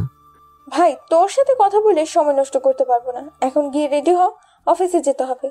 চাকরি কি হবে আমার? কি হবে আর কি হবে না এটা তো আমি দেখবো। তুই এত কথা বলিস কেন? আচ্ছা বাবা, ঠিক আছে, আমি গেলাম। এই কথা বলে আমি রুমে চলে গেলাম। গোসল করে রেডি হয়ে নিচে গেলাম। নাস্তা করে বাসা থেকে বের হলাম। বাসা থেকে বের হবার পর রাধিকা বলল, কি দিয়ে যাবেন সাহেব? হেলিকপ্টার নাকি প্রাইভেট কার? মজা করিস আমার সাথে? আর আমি তুই করে বলছি কেন তোরে? হঠাৎ আমার কি হলো? রাধিকা হাসি দিয়ে বলল, সঙ্গদোষে লোহা ভাসে, জানিস তো? আমি কিছু না বলে একটা রিক্সা ডাক দিলাম আর বললাম, রাধিকা তুই আগে যা, আমি তোর পেছন পেছন আসছি। কেন, আমার সাথে তুই চল। না বাবা, আমি তোর সাথে যাব না, আমি একাই যাব। কেন কেন? কেন মানে? তুই একটা মেয়ে, আমি একটা ছেলে, আমি তোর সাথে যাব কেন? রাধিকা আমার হাত ধরে রিক্সায় তুলে বলল, তোরে মাঝে মাঝে মন চায় মেরে ফেলি। দেখ, আমার থেকে দূরে থাকবি কিন্তু, এই বলে দিলাম। দেখ লাদেন, এখন কিন্তু রিক্সা থেকে লাত্তি মেরে ফেলে দিব। আগে দে তো, দেখ তোর কি অবস্থা করি। এখন বাদ দে এসব। শোন আমি কি বলি। বল। তুই অফিসে গিয়ে কাউকে কিছু বলবি না। আমি যে তোরে নিয়ে আসছি, আমার কথা কিছু বলবি না। আগে দেখি তুই নিজের যোগ্যতায় কি করতে পারিস, পরে বাকি সবকিছু আমি দেখব। আচ্ছা ঠিক আছে। তবে আরেকটা কথা। কি? তোর চাকরি হবে এটা শিওর। যদি তোর চাকরি হয় তো দুইজন মিলে একটা বাইক কিনবো, আর পরে দুইজন একসাথেই অফিসে যাব। আচ্ছা তুই একটু চুপ কর তো, আগে দেখি কি হয়। কিছুক্ষণের ভিতরে অফিসের সামনে চলে গেলাম। রাধিকা আমাকে রেখে ভিতরে চলে গেল, শুধু বলল, সাবধান, কেউ কিছু বললে তুই আমার কথা বলবি না। আগে দেখ কি হয়, আমি তো আছি। রাধিকা কথা বলে চলে গেল। আমি বাইরে বসে আছি, আমার মতো অনেকে বসে আছে এখানে। চাকরি হবে বলে আমি তেমন কোনো আশাই করি না, হয়তো হবে না। পাশে বসা একটা ছেলে বলল, কি ভাই, ইন্টারভিউ দিতে আসছো? ছেলেটার কথা শুনে বললাম, হ্যাঁ ভাই। আমার নাম আবির, তোমার নাম? আমি লাদেন। তোমার ভেতরে কি কোনো মানুষ আছে? আমার বড় বোন আছে। আমার চাকরি আগে থেকে ঠিক করা আছে, এখন শুধু এই একটু। বুঝেছি ভাই, আর বলতে হবে না। তবে আমাদের তো আর কোনো মানুষ নাই, দেখি কি হয়। নিজের উপর ভরসা রাখো, সব কিছুই হবে। এর ভিতরে আমার নাম ডাকা হলো। আমি সালাম দিয়ে ভেতরে চলে গেলাম। ভেতরে 4 জন লোক বসা আছে। আমাকে যা জিজ্ঞেস করা হলো আমি সব কিছু বললাম। শেষে আমাকে বলল, আপনি বাইরে গিয়ে বসেন, আমরা পরে আপনাকে জানাবো। আমি ওনাদের কথা মতো বাইরে গিয়ে বসলাম। আমার মতো সবাই ইন্টারভিউ দিল। সবশেষে রেজাল্ট প্রকাশ করা হলো। আমার নাম ঘোষণা করা হয়েছে ঠিকই, তবে বললাম আমাকে ম্যানেজারের সাথে দেখা করতে। বুঝলাম না সবাইকে রেখে আমাকে কেন ম্যানেজারের সাথে দেখা করতে বলল, কি জানি। আমি গিয়ে দেখা করি, দেখি কি বলে। সালাম দিয়ে ম্যানেজারের রুমে যেতে তিনি আমাকে বসতে বলল। আমি বসতে ম্যানেজার বলল, এখানে যারা চাকরি করে তাদের ভিতরে কেউ না কেউ আছে, আর ওরা প্রতিজন চাকরি নিয়েছে ঠিকই, তবে আমার পকেটেও কিছু টাকা আছে। কিন্তু তোমার চাকরি করতে হলে আমার পকেটে কিছু দিতে হবে, নইলে তো চাকরি পাবে না। বুঝলাম না স্যার। না বুঝার কি আছে, চাকরি করতে হলে 5-6 দিতে হবে। যদি পারো তো দিবে, নইলে চাকরিটা নট। স্যার আমার মেধা যেহেতু আছে, চাকরি এক জায়গায় না এক জায়গায় হবেই, তবে আমার টাকা দিয়ে চাকরি করতে হবে এটা কোনো কথা না। চাকরি করলাম না স্যার আপনাদের অফিসে, এতে আমার কিছু হবে না। ঠিক আছে বাবা, তুমি যেতে পারো। আঙ্কেল, আপনি কিন্তু কাজটা খুব খারাপ করলেন। আপনি যদি ওকে চাকরি না দিতে পারেন তাহলে আমি বাবাকে বলবো। আর আপনি কি জানেন না ও আমার ফ্রেন্ড হয়? ম্যানেজার বলল, কি বলো রাধিকা মা, ও তোমার ফ্রেন্ড? আমাকে আগে বলবো না? দেখলাম আপনি কি করেন। আরে মা বাদ দাও তো, তুমি একটু এখানে বসো, আমি সব কিছু দেখছি। এই কথা বলে ম্যানেজার আমার হাত থেকে কাগজপত্র নিয়ে বলল, দায়িত্ব পালন করতে তো পারবে? জি স্যার পারবো। তুমি রাধিকার ফ্রেন্ড, এই জন্য তোমাকে আমি বড় কিছু দিতে চাইছি, পারবে তো? জি বলেন দেখি। আজকে যারা নতুন জয়েন করেছে তাদের লিডার হবে তুমি, পারবে তো? জি পারবো স্যার। ম্যানেজার রাধিকাকে বলল, মাঝে মাঝে তুমি এমন কিছু করো যেগুলো খুব খারাপ লাগে আমার কাছে। সাবধান, তোমার বাবাকে কিছু বলবা না, আর ওকে একটু বুঝিয়ে দিবে কীভাবে কি করতে হবে। রাধিকা আচ্ছা বলে বের হয়ে গেল। আমি ম্যানেজারের রুম থেকে বের হলাম। বেরোতে রাধিকা বলল, কি কেমন দিলাম দেখলি স্যার কি বললো? তুই কিভাবে করলি? আর স্যার তোকে দেখে ভাবে? আরে আমার বাবা হেড অফিসের চাকরি করে ম্যানেজারের। আমার বাবার বেস্ট ফ্রেন্ড উনি, এই জন্য আমাকে কিছু বলে না। দেখলি না আজকে? সব কিছু বুঝলাম, কিন্তু তুই তাহলে এখানে থাকিস কেন? তুই তোর বাবার সাথে। বুঝছি তুই কি বলতে চাস, তবে আমাদের বাসা যে এখানে, এই জন্য আমি এখানে চাকরি করি। হঠাৎ করে আবির এসে আমার সাথে হাত মিলিয়ে বলল, আপনি তো মিয়া খুব ভালো খেলা দেখালেন, একেবারে আমাদের লিডার হয়ে গেলেন। কিভাবে কি? আমি কিছু জানি না, তবে হয়তো পরীক্ষা ভালো হয়েছে এই জন্য। আপনি মিয়া মিথ্যা কথা বলেন। আপনার না ভিতরে কেউ নেই, তাহলে উনি কে? আরে ও আমার ফ্রেন্ড, আজকে এই চাকরির পিছনে ওর। রাধিকা আমার মুখে হাত দিয়ে বলল, থাক আর কিছু বলতে হবে না। রাধিকার কথা শুনে আবির বলল, ঠিক আছে তাহলে থাকেন আপনি, গেলাম আমি, আবার পরে দেখা হবে। এই কথা বলে আবির চলে গেল। আবির যেতে রাধিকা বলল, ভালোই তো নতুন নতুন বন্ধু হচ্ছে। যেভাবে বললি মনে হচ্ছে আমি কোনো মেয়ের সাথে কথা বললাম। আচ্ছা হয়েছে, এখন বাসায় যা তুই, বিকেলে দেখা হচ্ছে। হ্যাঁ আমি এখন বাসায় যাব, তুই যাবি আমার সাথে? আমি যাব না, আমার অফিস আছে জানিস না? না আমি কিছু জানি না, কালকে থেকে আমার অফিস তো। আজকে সারাদিন আমি কি করব, এজন্য আজকে সারাদিন আমি তোর সাথে ঘুরবো এটাই জানি, নইলে সময় যাবে না। দেখ আমার অনেক কাজ জমা পড়ে আছে, প্লিজ যা তুই, আমি আজকে যেতে পারবো না। বললেই হলো, তুই যাবি না মানে 100 বার যাবি। আমি বাইরে আসি, তুই আয়। দেখ লাদেন, আমি বাইরে আছি, তুই তাড়াতাড়ি আয়, নইলে কিন্তু তোর মাথা ফাটাবো বলে দিলাম। এই কথা বলে আমি অফিসের বাইরে চলে গেলাম। আর একটু পরে রাধিকা চলে আসলো। রাধিকাকে দেখে আমি হাসি দিয়ে বললাম, কি ম্যাডাম আসলেন কেন? চুপ, কথা বললে কিন্তু মায়ের খাবি, এই বলে দিলাম। থাক, এই মেয়ের এখন মাথা গরম, বেশি কথা বলে সত্যি সত্যি পরে মারা শুরু করবে। হঠাৎ রাধিকা কাকে যেন কল করে আসতে বলল। কিরে তুই কাকে আবার আসতে বললি? বান্ধবীদের আসতে বলছি, একা একা তো আর ভালো লাগবে না। না ওদের বলবি না, তোর বান্ধবীরা এসে আমার সাথে ঝগড়া করবে। এই তুই রিক্সা থেকে নাম বলছি, নইলে খুব খারাপ হবে। আচ্ছা বাবা, এই যে চুপ করে বসলাম। আজকে সারাদিন রাধিকাকে আর ওর বান্ধবীদের নিয়ে এদিক সেদিক ঘুরতে ঘুরতে সারাদিন চলে গেল। সকালে রাধিকার আমি রেডিও অফিসে চলে গেলাম। অফিসের কাজ এতটাও কঠিন লাগে না, সব কিছু আমাকে রাধিকায় দেখিয়ে দেয়। দেখতে দেখতে এভাবে 1 মাস চলে গেল। এই 1 মাসে মোটামুটি অফিসের সবাই আমাকে ভালোই চেনে। বিশেষ করে আবিরের সাথে আমার ভালো একটা সম্পর্ক তৈরি হয়ে গেছে। আর আমার পাশে একজন ভাবি আছে, তার সাথে আমি হেভি মজা করি। তবে স্যার আমাকে ভালোই সুযোগ সুবিধা দেয়। এক, আমি রাধিকার বন্ধু, আরেক হলো আমি নতুন স্টাফদের লিডার। আজকে সকালে বসে বসে একটা ফাইল দেখছি, বেশি কাজ নেই আজকে, তাই এর মাঝে রাধিকা এসে বলল, লাদেন চল আজকে কোথাও থেকে ঘুরে আসি। পারবো না বাবা, স্যার ছুটি দেবে না। সেই ব্যবস্থা আমি করব, তুই যাবে কিনা বল। দেখ হাতে কাজ আছে, যাবো না আর আজকে। যাবি না মানে? তুই সব কিছু গুছিয়ে রাখ, আমি আসছি ছুটি নিয়ে। একথা বলে রাধিকা চলে গেল। মনে মনে বললাম, এই মেয়েটা আমাকে পাগল বানিয়ে দেবে। পাশ থেকে ভাবি বলল, কি ভাই, এখন আবার কোথায় যাচ্ছেন? ভাবির কথা শুনে হাসি দিয়ে বললাম, আমাদের কি আর যাওয়ার মতো জায়গা আছে? বউ নাই যে তার কাছে যাব? হ্যাঁ, একটা বিয়ে করে নিলেই তো হয়। আপনার মতো একজন ভাবি থাকতে আমাকে বিয়ে করতে বলেন? এটা তো বলতে পারতেন যে যখন বউ বউ ফিলিংস হবে তখন এই ভাবিকে নিয়ে যাবেন, তাহলেই তো হয়। আহা, শখ কত, তোমার ভাইকে কি বলবো? এই না হলে আপনি আমার ভাবি, ভালো কথা তো আর বলবেন না, শুধু আমাকে মারতে চান। ভাবির সাথে প্রেম করার কি এত ইচ্ছে? এর ভেতরে রাধিকা এসে বলল, লাদেন চল। রাধিকা আমার হাত ধরে বের হবে, তখন আবির বলল, লাদেন কই যাস? আজকে সন্ধ্যায় তোরে নিয়ে এক জায়গায় যাব বলে ভাবছিলাম। কল দিস আমাকে, আমি আসবো না, তবে যদি সম্ভব হয়। জান মিয়া, আমাদের কেউ একজন হবে এভাবে হাত ধরে নিয়ে যাওয়ার মতো, তখন শুধু আপনাকে দেখাবো আমি। অফিস থেকে বের হয়ে রাধিকাকে বললাম, তুই এটা কাজ করলি, মাত্র ভাবিকে পটাবো বলে সবকিছু রেডি করছি, আর তুই? এই, তুই নজর ঠিক রাখতে পারিস না? ভাবির দিকে নজর দিস। তাতে তোর কি? আর ভাবিদের সাথে প্রেম করার একটা সুবিধা আছে যে উনি বিবাহিত, কেউ কিছু বলবে না প্রেম করলে। কুত্তা চুপ কর বলছি। কেন বাবু, তোমার কি জলে? হ্যাঁ, আমার তো আর খেয়ে দিয়ে কাজ নেই যে তুমি প্রেম করবে আর আমার জ্বালাবে। আচ্ছা বাদ দে, এখন চল তো।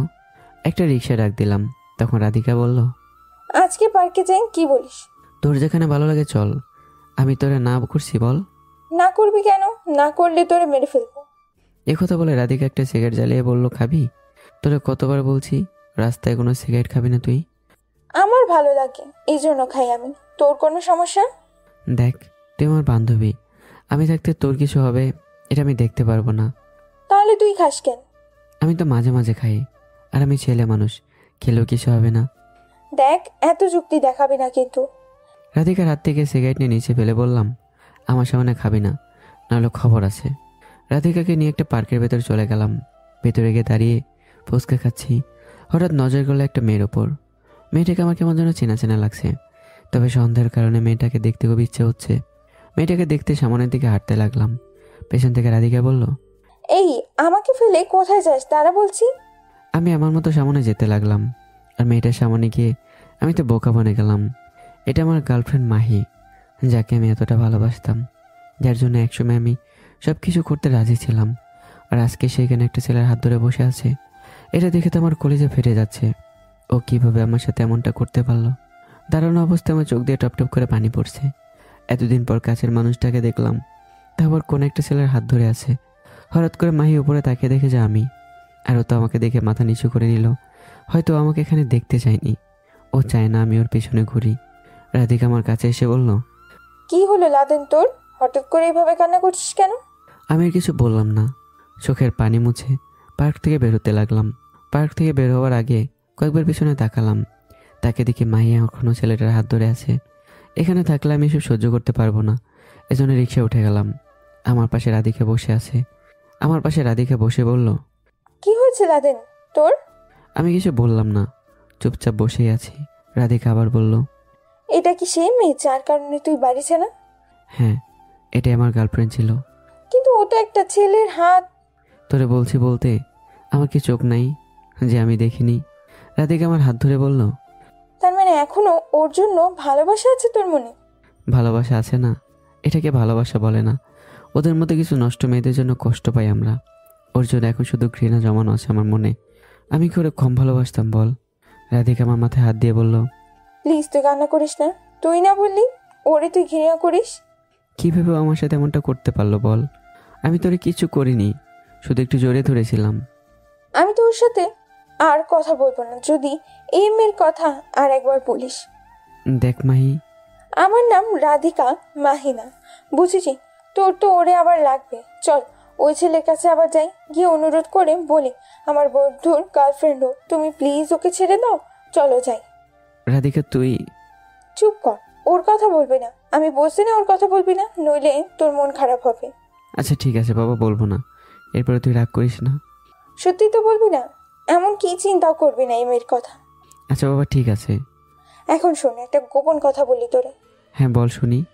1-2 দিনের ভেতরে আমাদের অফিসের নতুন বস আসবে, সাবধান থাকবি সব সময়। এখন আবার নতুন বস কেন? আমি কি জানি, আমাকে ম্যানেজার আঙ্কেল বলল। কাউকে বলি নাই এখন পর্যন্ত, শুধু তোরে বললাম।